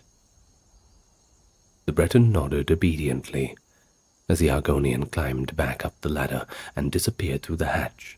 He remained behind, tucking the ledger under one arm and bracing himself to shove the heavy shelf back over the wall niche. This was it. This was my chance. I slipped out from my hiding spot like a silent wraith. The Breton had barely begun to drag the shelf when I struck. In one swift motion, I clamped my hand over his mouth from behind and slammed the pommel of my dagger against the side of his head.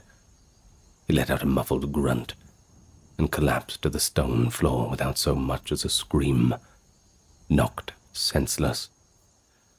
The ledger tumbled from his grasp. I snatched it up, a thrill of triumph fluttering in my chest. This part, at least, had gone according to plan. But my problems, they were far from over. Above I heard shouts. The Argonian must have discovered his unconscious underling and the missing book almost immediately. A chorus of angry hisses and clattering footsteps sounded from the warehouse as more of his henchmen swarmed to investigate. Light flared behind me as a lantern was thrust through the now open cellar door. Heart pounding, I sprinted down a narrow side tunnel, clutching the ledger tight against my chest. Rough voices echoed behind me, barking curses as they gave chase. They would search the warehouse first, I hoped, maybe thinking I was still hiding somewhere among the crates, but I couldn't count on that for too long. My feet flew over the damp stone path. I darted past the sleeping beggar I'd seen earlier. The old woman awoke with a start as I vaulted over her and kept running. Around a bend I went, deeper into the tangled guts of Riften's underbelly. Somewhere behind, the Argonian's crew fanned out, their lantern beams dancing on the tunnel walls as they hunted me down. Up ahead, I glimpsed a ladder leading upward, presumably toward the graveyard outside the city. For a split second I considered climbing to the surface and making a break for it, but then I reconsidered. Bursting out into the open now would likely get me caught by the guards or cornered in a dead end. No, my best hope was to stay underground and outmaneuver my pursuers. I did not head for the surface just yet. Instead, I veered down another side passage that sloped deeper, toward an old cistern chamber beneath the city. If I recalled correctly, that cistern was a dead-end room, nowhere further to run, but it was spacious, with multiple entrances. Perhaps I could hide, or even better, let my enemies stumble into each other. My only chance to survive might be to turn the hunter and hunted against one another. I slipped through a crumbling archway into the cistern and pressed myself into a shadowed alcove behind some empty barrels. The large circular chamber was dimly lit by faint rays of moonlight filtering in through the cracks in the ceiling. A ring of sluggish, ankle-deep water filled the center, and the air was thick with the smell of rot.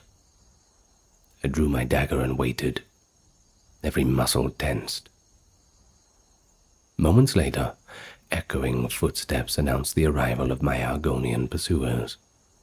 A lantern's glow danced on the chamber's wet stone walls as 3 figures entered from the tunnel I'd come through. I recognized the Argonian leader at once, tall and dark-scaled, a wicked dagger in each clawed hand. Flanking him were 2 of his henchmen, a burly red guard with a woodcutter's axe, and a second Argonian carrying the lantern. "He's here somewhere," the Argonian leader hissed, eyes sweeping the chamber. "Find him. He can't have gone far."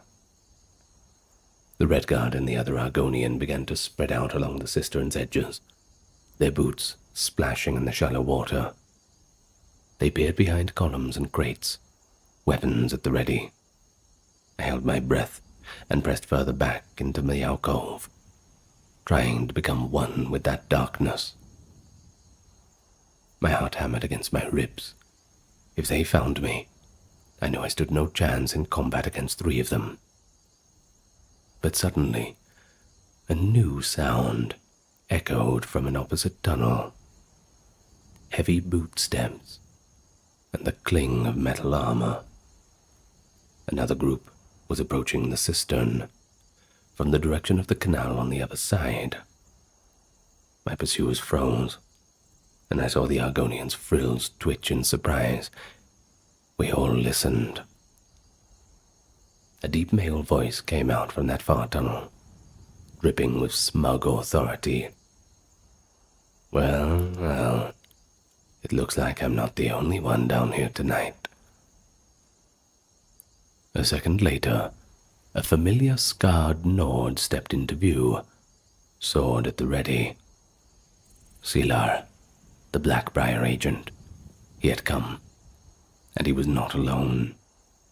Close behind him lurked a single accomplice, a burly man holding a loaded crossbow.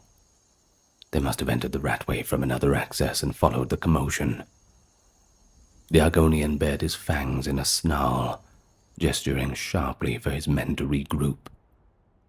And in moments, the smugglers and the Blackbriar thugs faced each other across the cistern pool, weapons gleaming in that faint light.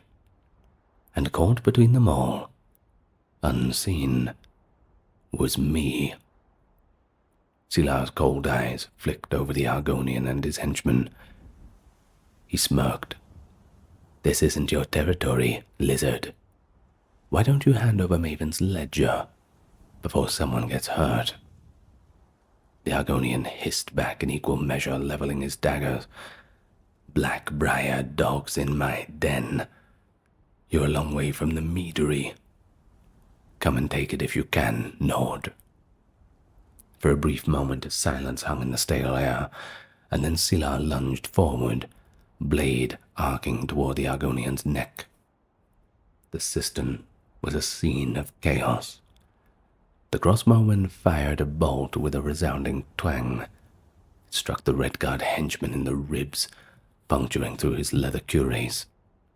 The big man gasped and toppled into the murky water without so much as a cry, the lantern light dancing crazily as he fell. At the same time, Silar's sword clashed against the Argonian's twin daggers with a shower of sparks.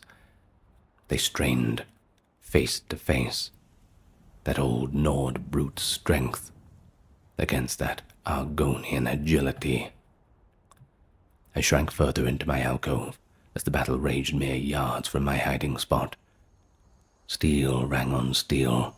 The Argonian lieutenant with the lantern dropped it and drew a short sword, rushing to the aid of his master.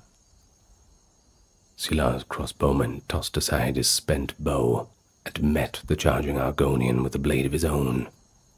The two of them crashed against a pillar, locked in a deadly dance of thrusts and parries. Silar barked a furious laugh as he forced the Argonian leader back a step.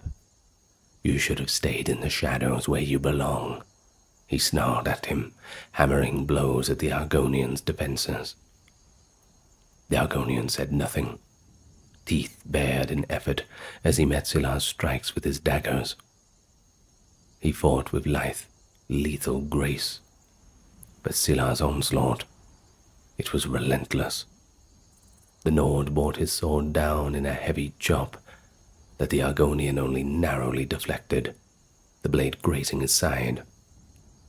The Argonian hissed in pain.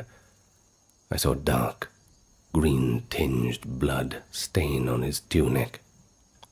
Out of the corner of my eye, I caught the remaining henchman's duel surging closer to my hiding place. The Blackbriar thug slammed the smaller Argonian against the wall, but the smuggler recovered with a vicious slash across the thug's thigh. The man bellowed and retaliated with a kick, sending the Argonian sprawling near the steps. My gaze darted back to the central fight just in time to see the Argonian leader make his desperate counterattack. He feinted with one dagger, then raked the others across Silar's left arm, finding a chink in his armor. Silar cursed as blood spattered the water at their feet. Enraged, he drove his shoulder forward and bashed the Argonian in the chest with his heavy pauldron, knocking the wind from him. The lizard staggered with a wheeze, and Silar followed with a ruthless pommel strike to the side of his skull. Down to one knee, The Argonian crumpled, dazed. "Not so cocky now, are you?" Scylla growled, raising his sword for a finishing blow. But before he could bring it down, a wet thunk interrupted. A crossbow bolt whistled out of the darkness and buried itself in Scylla's upper back. He froze, eyes widening in shock.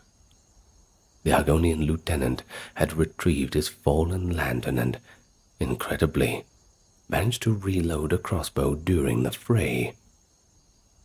Now he stood at the edge of the pool, bleeding from multiple wounds, but grinning as Scylla toppled forward with the bolt lodged deep between his shoulder blades. The Blackbriar agent hit the ground with a splash, his sword clattering from his hand. He gasped, pawing weakly at the bolt. Across the cistern, the thug cried out, "Scylla!" and abandoned his fight with the Argonian henchman to rush to his boss's side. Seeing his chance, the Argonian leader, shaken but alive, staggered back to his feet.